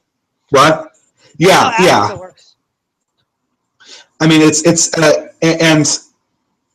guess in the Middle East it's a little bit more troubling because the ideologies in the Middle East exist worldwide, so it will have ripple effects across everywhere. but that seems to be the case, that what happened, and I think that's the miscalculation that occurred both in Iraq and also in Obama's quote-unquote interventions. I don't know. But then this is what we're talking about. This is what, if I'm talking about like the key thing that I hope that people like us or bloggers on sort of the Christian, whatever, alternative, not alternative, but we should use some other word like Orthodox Christian or, libertarian distributist or whatever. We need to sort of foster a culture of independence and, independent learning that I think, it's the development of culture that sort of is upstream from developments politically, right? Mm-hmm. Yeah. That's one thing I feel like I've learned recently. Well, another thing with culture is look at Russia, right? Nobody understands Russian culture in the West, and so we constantly make mistakes with Putin. I mean, really, since probably 2013, when Putin brokered that deal with the chemical weapons in Syria, until today, I mean, Obama has just been getting defeated after defeated after defeated. I mean, Putin is getting what he wants everywhere. Mm-hmm. And Obama just doesn't get it. It's like, look, Russia of Putin is not the Russia of Yeltsin. Russia. He'll take economic losses to get geopolitical victories. And not only that, they also make the mistake of assuming it's the same as the Soviet Union, even though it's not. So so there's two things wrong. They don't understand Russia as a culture, and they assume that Russia, it's like the Soviet Union again. And so they're making lots of actions based off the false assumption that Putin's Russia is like the Soviet Union when it's not. It's like more traditional Russia, the czars. It's the foreign policy of Putin is more akin to that. And yet that distinction is seldom made. And so it looks like that as long as we don't understand Putin and keep on making these mistakes, then I mean, you could almost argue that Russia had a fixed character, and even in their communist period, they were still playing out these fundamental cultural ideas. Yeah. And it's like, think about, Lenin and like the glass tomb. I mean, like, how much like an Orthodox saint do you have to be, right? It's this, the strange vision of the leader, the czar or whatever, right? It's just, these things like that. This is why I'm so interested, when we talk about culture war, the development of conservative cultures, right? And one of the reasons that frustrates me about the alt-right is that I see people who are frustrated with progressivism, and I want them to come to Christianity, to a traditional perspective that embraces things like Aristotle. And instead, they're just going over to these reactionary movements like the MRA and, like these alt-right racist movements. And I guess those movements are easy to belong to because they don't require anything out of you. But at the same time, that's something that people have to work on the more Christian side of the blogosphere, because, it's up to people to kind of create that space for people to kind of like, actually explore ideas that run contrary to mainstream progressivism. Mm-hmm. Well, with you talk about the Christian role in the blogosphere. The problem is you and I know, for all practical purposes, there really isn't a Christian presence in the blogosphere. That is kind of true, isn't it? For all practical purposes. And I think part of the problem is there's, I guess, two reasons for it, right? One reason is we're living in an age of apostasy. People don't want to hear the gospel. That's reason number one. And then reason number two, and I really don't blame them for it, is the Christians themselves. The culture is so caustic, whether it's libertarian or progressive or alternative right. They all seem to hate Christianity. It's kind of one of the shared values they all have.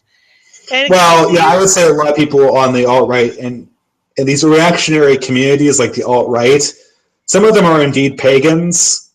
Or atheists.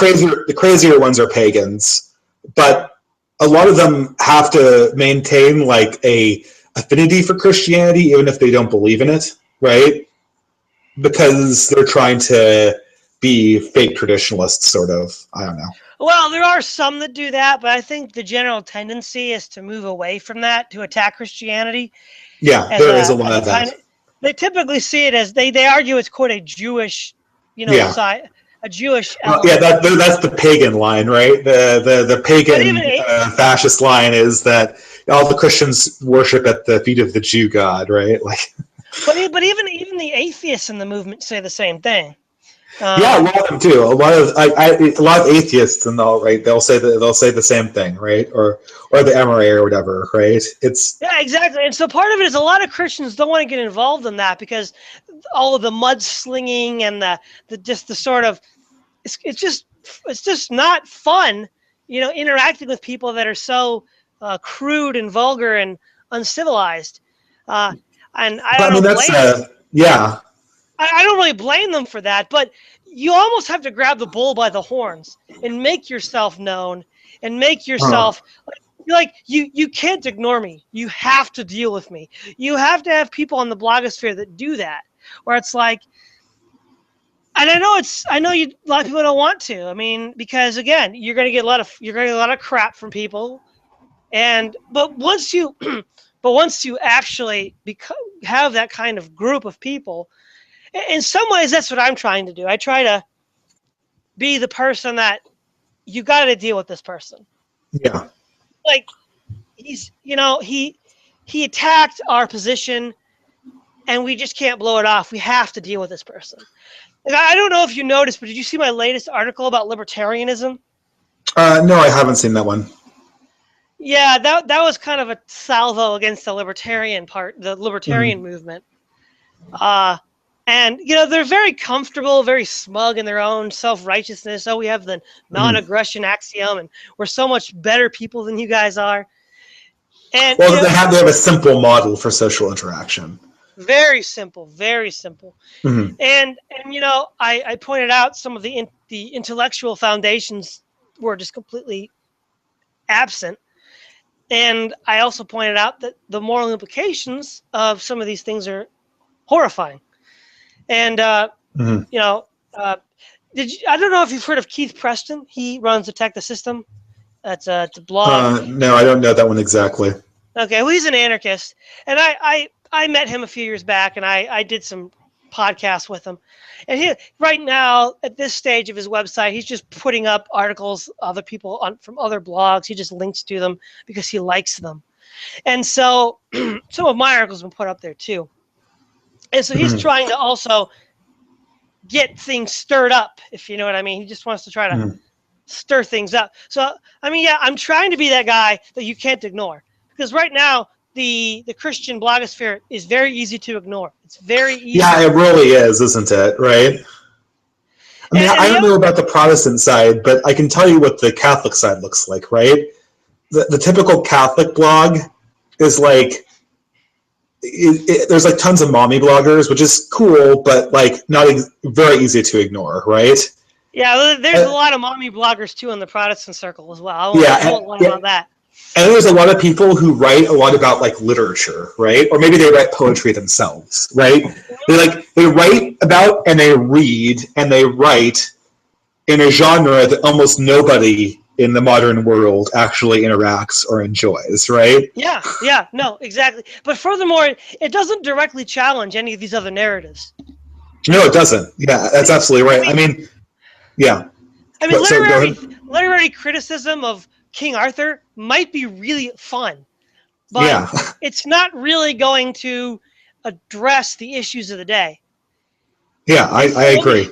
What we do need is not that there is any great animosity amongst the Christian blogosphere across denominational lines, but what needs to happen is like Catholic bloggers, Orthodox Christian bloggers, and Protestant bloggers. I think part of it is they tend to, because of their denominational differences, just avoid each other. Like they're not really attacking each other; they just kind of avoid each other. Yeah. Because you're not one of our tradition. Well, I think what needs to happen is they need to say, look, at the very least, we're all Christians, and we need to work for this common goal of fighting these ungodly ideas.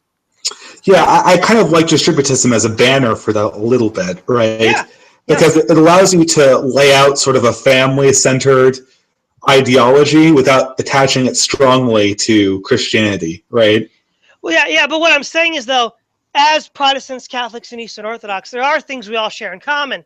And I think what we should do is you should use those common values to organize on the internet to say, hey, look, this is our position on the social issues of the day. And this is our maybe solution to those problems. And then we'll use that as because right now there's no narrative, there's no Christian narrative to fight the libertarians, the progressives, the alternative right. Yes. And I think these different Christian bloggers need to get together, craft a narrative that we can more or less all agree on, and then work together to push that narrative and fight back against these things. See, the main problem is if there are Christian bloggers, they're de facto traitors. They've joined the other side. For instance, you have... How so? Well, for instance, the Catholics that I would think of that I know are ones that very seldom bring up Catholic issues. Think like Tom Woods or Lou Rockwell. They're libertarians first. Oh, they're libertarians first. Okay, yeah. Yeah, they barely ever talk. Like, for instance, Tom Woods will rail against Christians, Catholic or otherwise, who do not believe in libertarian principles of self-ownership. But he will never attack a libertarian for believing in abortion. Yes. He just won't do that. And at that point, he's not really a Catholic blogger. He's a blogger who is Catholic, right? Well, the other thing is, the same with the alternative right, though.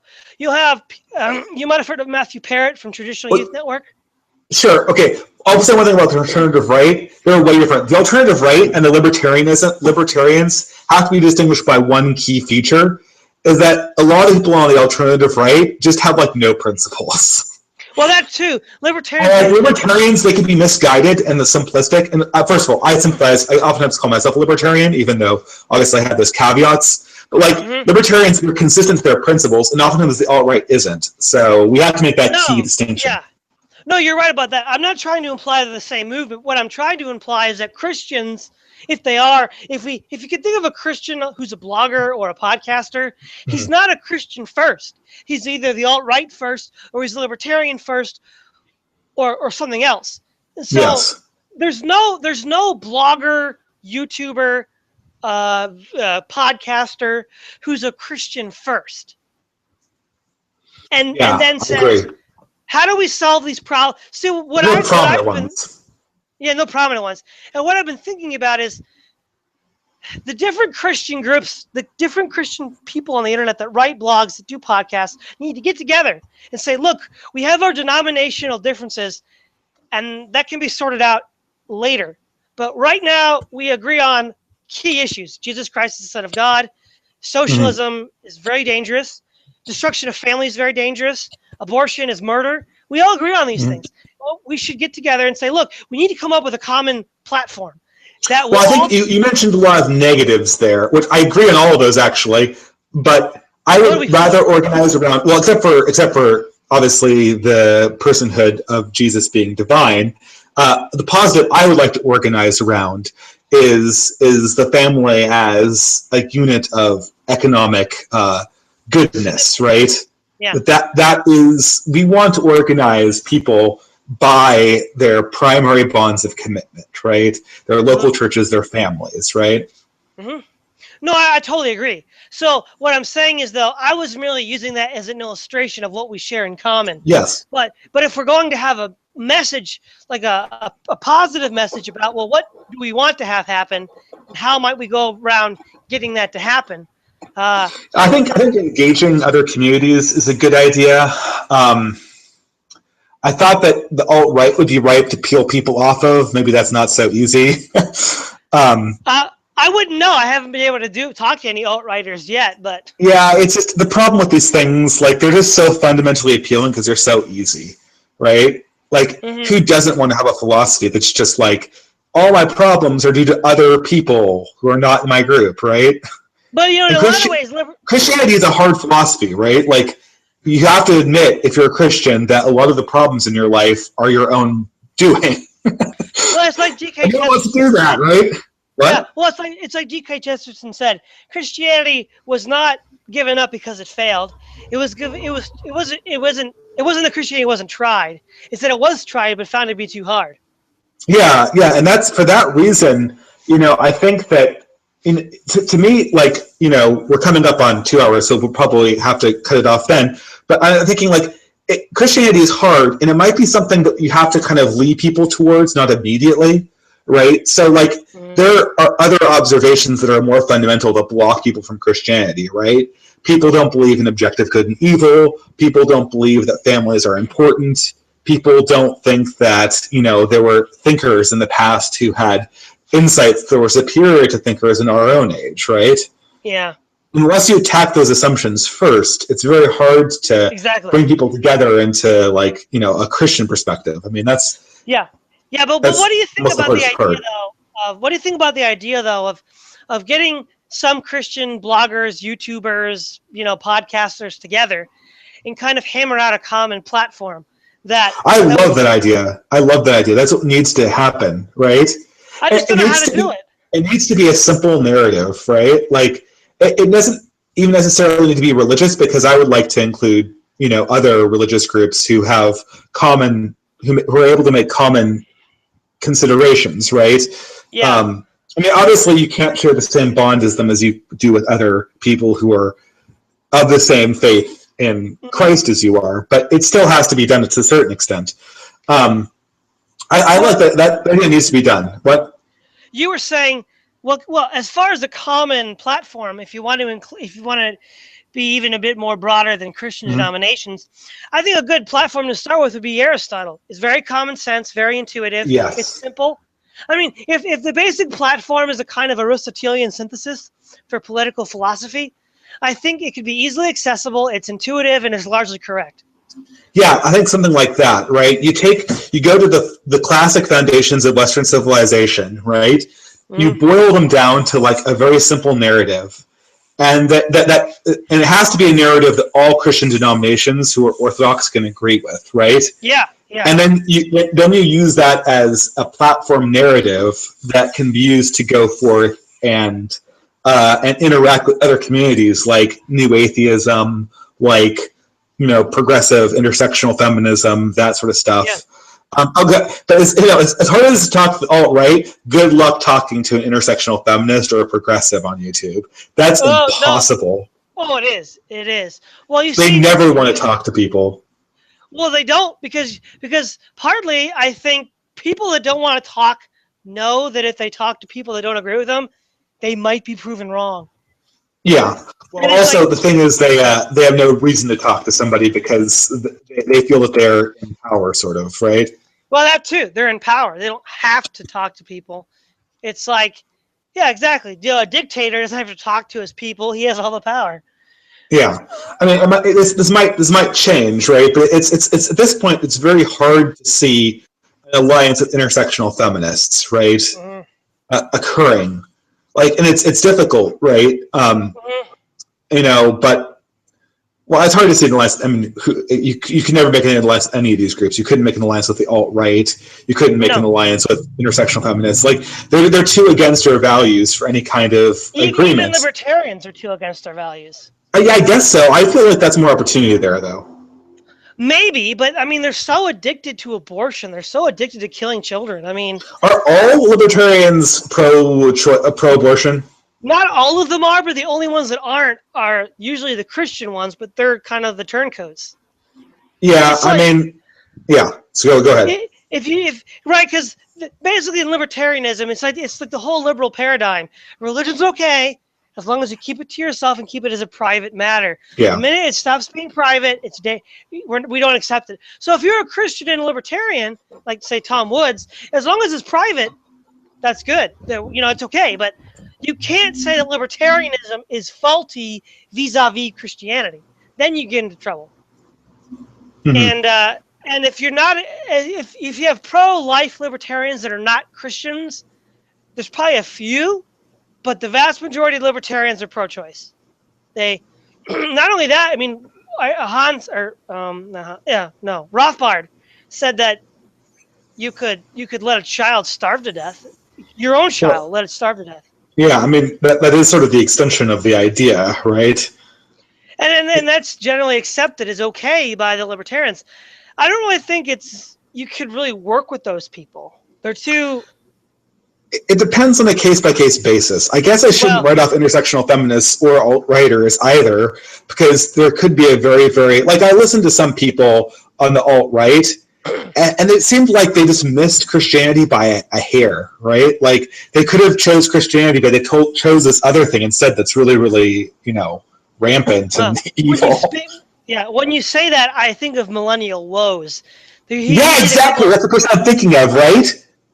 Well, because there's been a couple of with millennial woes. He's had a couple of podcasts where he says he has nostalgia for Christian Europe, for Christian civilization. It's not even that. Like he did a podcast about his interaction with what he calls the abyss and his eventual getting out of depression, and it was essentially a spiritual experience for him, right? Where he acknowledges that God is sort of the only possible solution to this. Yeah. Why he didn't go with that is beyond me. And have you ever thought of like doing this kind of a conversation with millennial woes? I would love to. I never contacted him though. I contacted him. He won't get back to me, so I don't know how to do it. I'm sure he's super busy. I mean, this guy's become like the center of the alt-right movement. I mean, he has become really popular. It's true. Talk about taking out the patient zero and the zombie epidemic. You could get him to, leave the alt-right and essentially destroy the pillar of their YouTube revival. Mm-hmm. But anyway, he'd be a fun person to talk to, right? Just even that. I would love to do that, but I don't know how. The other thing is, did you see his? He had a big discussion. And he invited Sargon of Akkad on. Did you see that? Oh, I saw a little bit of that. That was a total cluster. Yeah, it was a...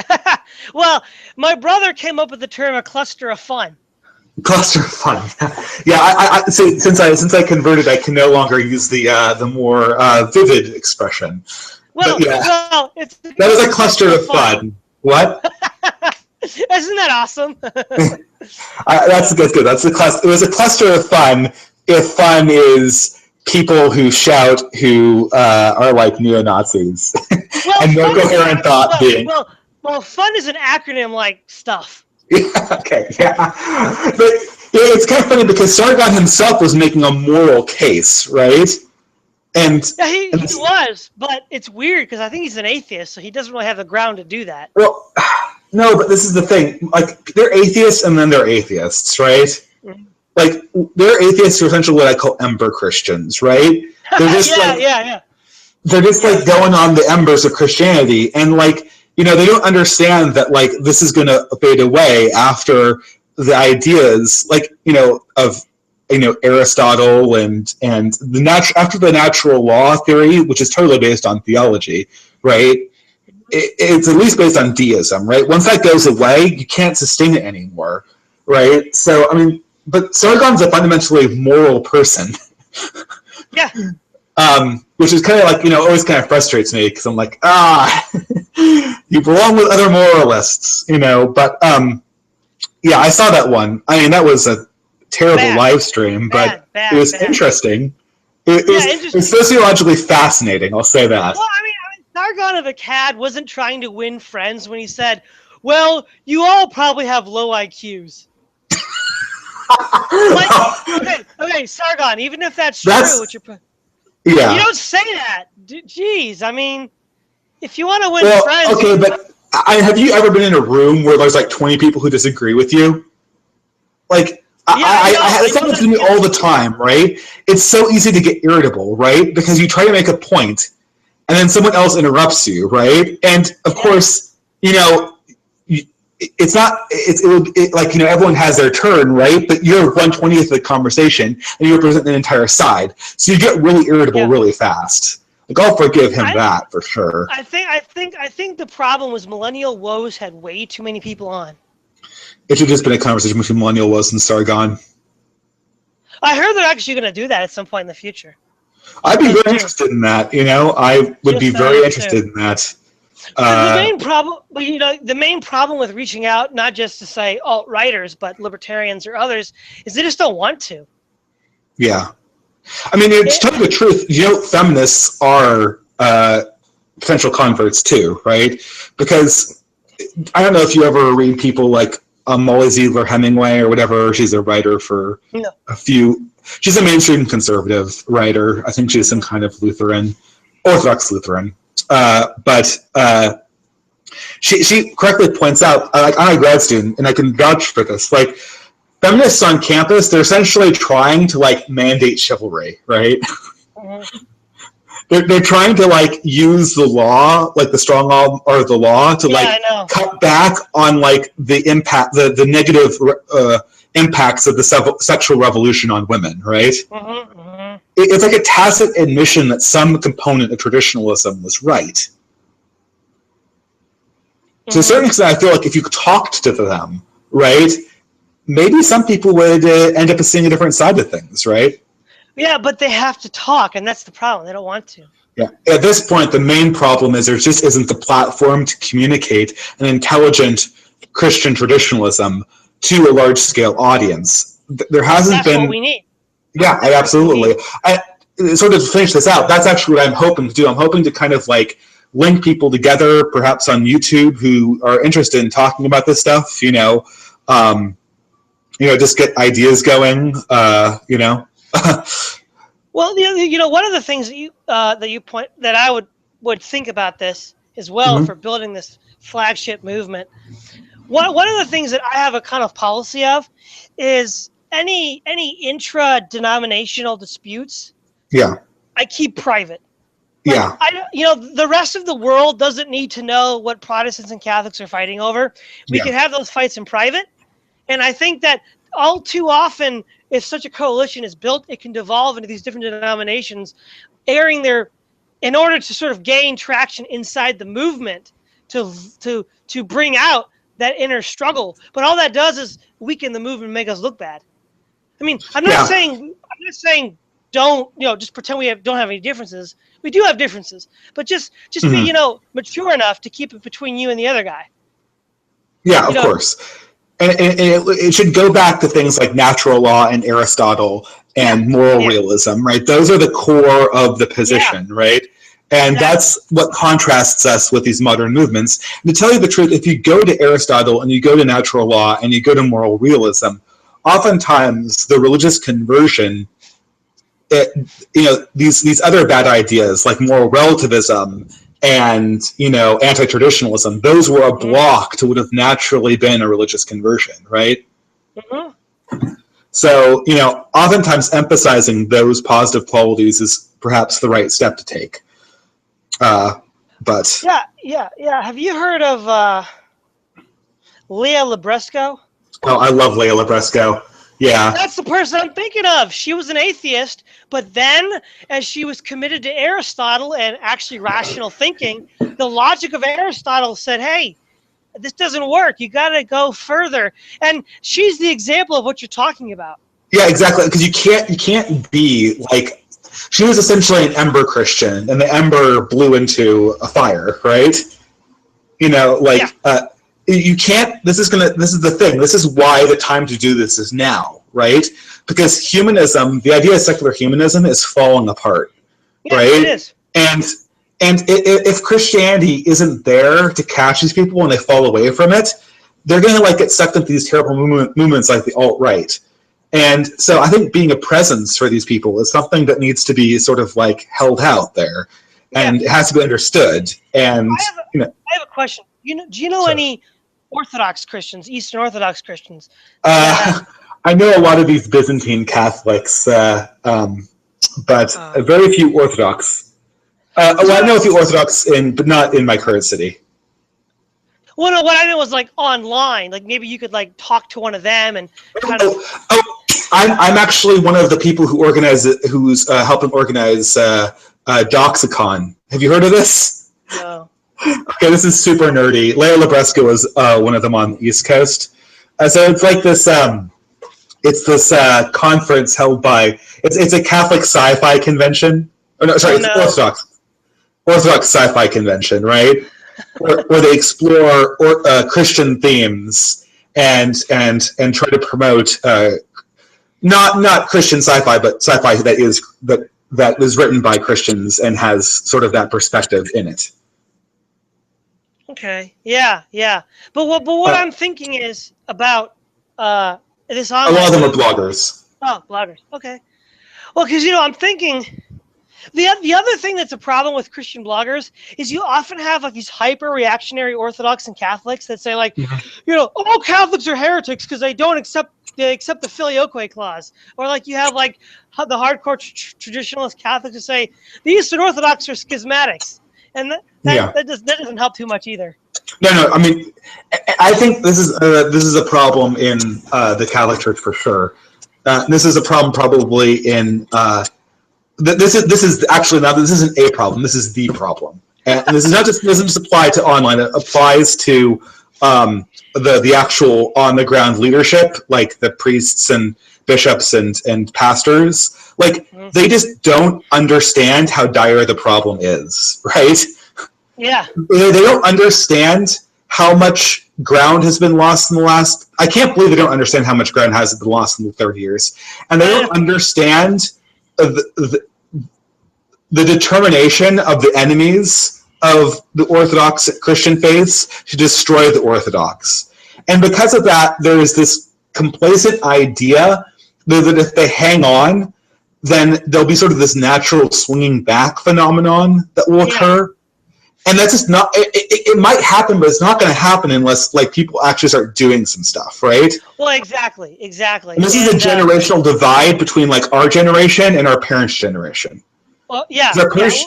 Well, maybe your parents do. I mean, I'm not talking about your particular parents, but I'm talking about the generation that came before us. Generation divide, yeah. Well, what I was thinking, though, is one of the things that we should probably do is do more podcasts like these where we try to construct that narrative. Yeah, I'm going to talk to a few more people. Maybe we could get together a live stream with more bloggers in the future. Exactly. Exactly. And then we could use that as a way to begin to craft this narrative that we could all agree to and then help deconstruct these bad ideas. It's like, because this needs to be done. It does, absolutely. Yeah. And I'm so glad you think this way, because I've for so long wanted to just start something like this where we find like-minded Christians or conservatives that at least want to get back to something rational again. A few things need to be done. First of all, we need to have better organization of churches, which is not our responsibility here.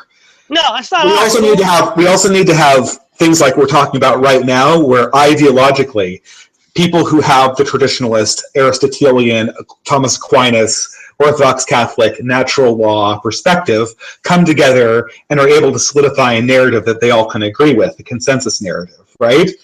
Yeah. And then lastly, we also need to have people who are from these traditional perspectives actually interact with art and literature and the production of cultural means, right? Well, you talk about the Benedict option. We might need the Tolkien option in that case. No, yeah, there you go. Call it the Tolkien option. I always love that name, right? But the Tolkien option, it means if the Tolkien option is Christians interacting with culture, we could also call it the Lewis option too. Yeah. Either one. I think Tolkien is. Yeah, absolutely. I mean, C.S. Lewis is. It's kind of surprised this generation just does not have a C.S. Lewis, or maybe it does, and we just haven't found him yet, right? But it desperately needs one, right? But you and I, we can't do a lot. But what we can do is, I think, begin to build an online community of like-minded traditionalists. See, that's the other thing that really kind of was a pet peeve of mine. When I first found the alternative right, they said they were traditionalists. They're not traditionalists. No, they're not. They're not moral realists. No, they're moral anti-realists, and they follow Friedrich Nietzsche. Like I'm glad you brought this up, because this is what. Yeah, you hit on the nail on the head. This is what pissed me off about the alt-right too, right? You're not traditional. For all their claims about being traditional and being like like religious and being like, they believe and justifies the means. They believe that power makes things right. Like whoever wins makes the rules. Like they agree with the progressives on this. Well, not only that, if I don't know if you've noticed, but recently on Millennial Woes, there's been even a rise of a kind of alt-right feminism with people like Lana Lotkiff. Oh, is that yeah? There's this. Don't get me started on the women's auxiliary of the alt-right. No, they're kind of like. In fact, Millennial Woes had like this like female chat with like 3 or 4 different alt-right women. And it was kind of like the alt-right feminists. They were like saying, yeah, we're kind of traditional, but, men shouldn't really be jerks or something like that. And it's like, they're giving all these progressive reasons, like why women should be allowed to, I think Millennial Woes said, yeah, women should be a part of the active political movement. I'm like, really? Well, I mean, it's the question is just how far their ideas go in terms of the morality of the thing, right? Like, you have to, the alt-right is just a disorganized mess. You've got, people who think women shouldn't drive there with people who consider themselves radical feminists who are just racists, right? There's no coherent ideology. I didn't watch that one, but I can already imagine how that went, right? What an absolute car wreck that must have been. Right. I watched most of it. It was painful. Yeah, I'm aware of a few of those, in particular, a few of those pagan alt-right women, and their ideas go off the rails. Pretty much instantly. But so but I totally agree. We have to sort of work towards a consensus. It has to be a loose consensus that people can feel comfortable with. And that can sort of grow even, it has to be a consensus that someone like Leah Labresco, before her conversion, could join, right? That's the key, right? Yeah. It has to be someone, what? Well, someone, I know what you mean by someone like Leah, someone who's open to learn, but when she was an atheist, I'm not. But she was an atheist who believed in objective ethics and the Aristotelian ethics. That just doesn't make sense, though. But it doesn't. But the thing is that there's a reason why she had to go through that first, right? It's because Leia comes from a progressive community, and if you're like me or her or 1,000 other people I know who've converted, right? Or I probably know a few hundred, but whatever. You just can't start with the Bible, right? That's just a total turnoff. They won't listen. They won't listen, right? You have to start with the basic stuff about the ideas the fundamental ideas that were assumed by Jesus when he was teaching, right? Yeah, they were the unspoken assumptions. Yeah, exactly. And that's how the traditionalists have lost, right? They weren't aware that the reason they lost is that the unspoken assumptions were undermined out from under the idea of the previous orthodoxy, right? Yeah, but as far as somebody that we should try to get in touch with, I know one guy, I've read his blog, He's very good. Have you heard of Wintry Night? No, I haven't. What community does he belong to? Libertarian, atheist, progressive? He's an evangelical Protestant, but he's really engaged with apologetics. Trying to demonstrate from philosophy and scientific evidence that it's reasonable to believe that God exists, and he talks about moral, social issues like abortion and feminism. Yeah. And somebody like him would be really nice to network with because he's very bright. I'll send you a link to his blog roll so you can read through that.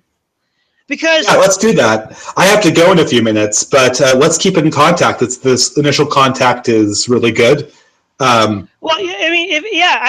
first of all, we have to have a nucleus to start with, and it might as well be us because no one else is doing it. Yeah. I think what should happen, I don't know how frequently you can do this, but if we could, if we do a podcast once a week or once every 2 weeks, that would begin to build up a consistent body of material. Yeah, sure. I mean, I'm a grad student, so I'm super busy writing a thesis right now. Yeah. Well, I like that idea a lot. I would be very open to do a regular podcast, but we'd have to see exactly how often we would want to do it, and what subject matter we would specifically attack, right? Well, and the other thing is, as we get more people involved that want to participate, we could devolve the responsibility for recording or doing podcasts. It wouldn't have to be the same people every time. Once it gets large enough, right? Once you get like 4 or 5 people, we wouldn't need one guy doing the podcast every single time. Yeah, of course.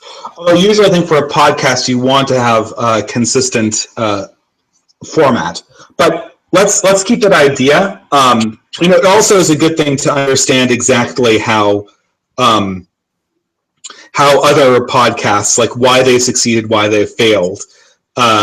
Like that would be actually a good podcast on itself, right? Do post-mortems on previous attempts to break into the blogosphere and why they failed or why they didn't do as well as people think they should have, right? I mean, seriously, can you think of any single Christian podcast that actually was successful? I can think of Catholic podcasts that are successful. The problem is it's just not like they're successful among Catholics, right? Exactly. Like, well, I guess I should rephrase successful. Any Christian podcast that escapes the initial pitched audience. Yeah, and that's because they're pitched at a religious audience. And in order to make a traditionalist message, it has to be ideas that traditionalists hold rather than the name of the tradition written on the front of it. Well, for instance, that's fine, but those kinds of podcasts are all well and good. But to do this kind of job, we need a different kind of podcast. Yeah, I think you need to have what you would want is you want an online community that then goes and generates specific content. Well, what we really need is I don't know how much you've been paying attention to the alt-right lately, but during the New Year, they were talking about how there's so many independent people out there doing things that it kind of went viral, to use the vernacular. We almost need to have that happen where people spontaneously start doing this on their own because they want to. Yeah, I mean that's what I would like to. That's what we should encourage, I guess. But yeah, but I think the next thing we should really try to aim for is getting a couple more traditionalists on and having kind of a group discussion where we hammer out this narrative. Yeah, I'm thinking of writing a blog post on being a traditionalist and finding online communities for traditionalism, and then just seeing where that takes me. I'm having a hard time dedicating time to research right now. That's not school because I have a lot of school to do, or a lot of research for that's like science and stuff like that. But let's keep that in mind. Perhaps we can end here, and we'll keep in contact via chat or blogs. Maybe come back to do another chat in a little bit. Sound good? Yeah, that sounds great. Awesome, man. Wait, so I'll just sign off here saying it was great getting to talk to you about economic systems and culture and ideas. Sorry, can you repeat your name? It's Todd Lewis, right? Yeah. And where could people find your blog? And I'll just put it in the show notes, right? We can always put it in the show notes, but hold on, I can get to it here. It's called praiseoffolly.wordpress.com. I love that title for your blog. It's pretty cool. Well, dude, I mean, it's Erasmus. He was the man. I mean, like this is why I should know more about the history of philosophy. There's sort of gaps in my knowledge. So you'll have to tell me more about. I actually read that The Praise of Folly. It was amazing. Oh my God. Okay. Well, I'll have to read that. In the meantime, I gotta sort of get back to work. So I'll just say that I blog as the Distributist at datadistributist.wordpress.com, and hopefully we'll be able to do another one of these podcasts geared more towards people who are traditionalists. Maybe bring on more bloggers, see what we can generate there. Yeah, definitely. All right. Thanks a lot for participating. Cheers. See you later. Yeah. Thanks a lot. Bye-bye. Bye.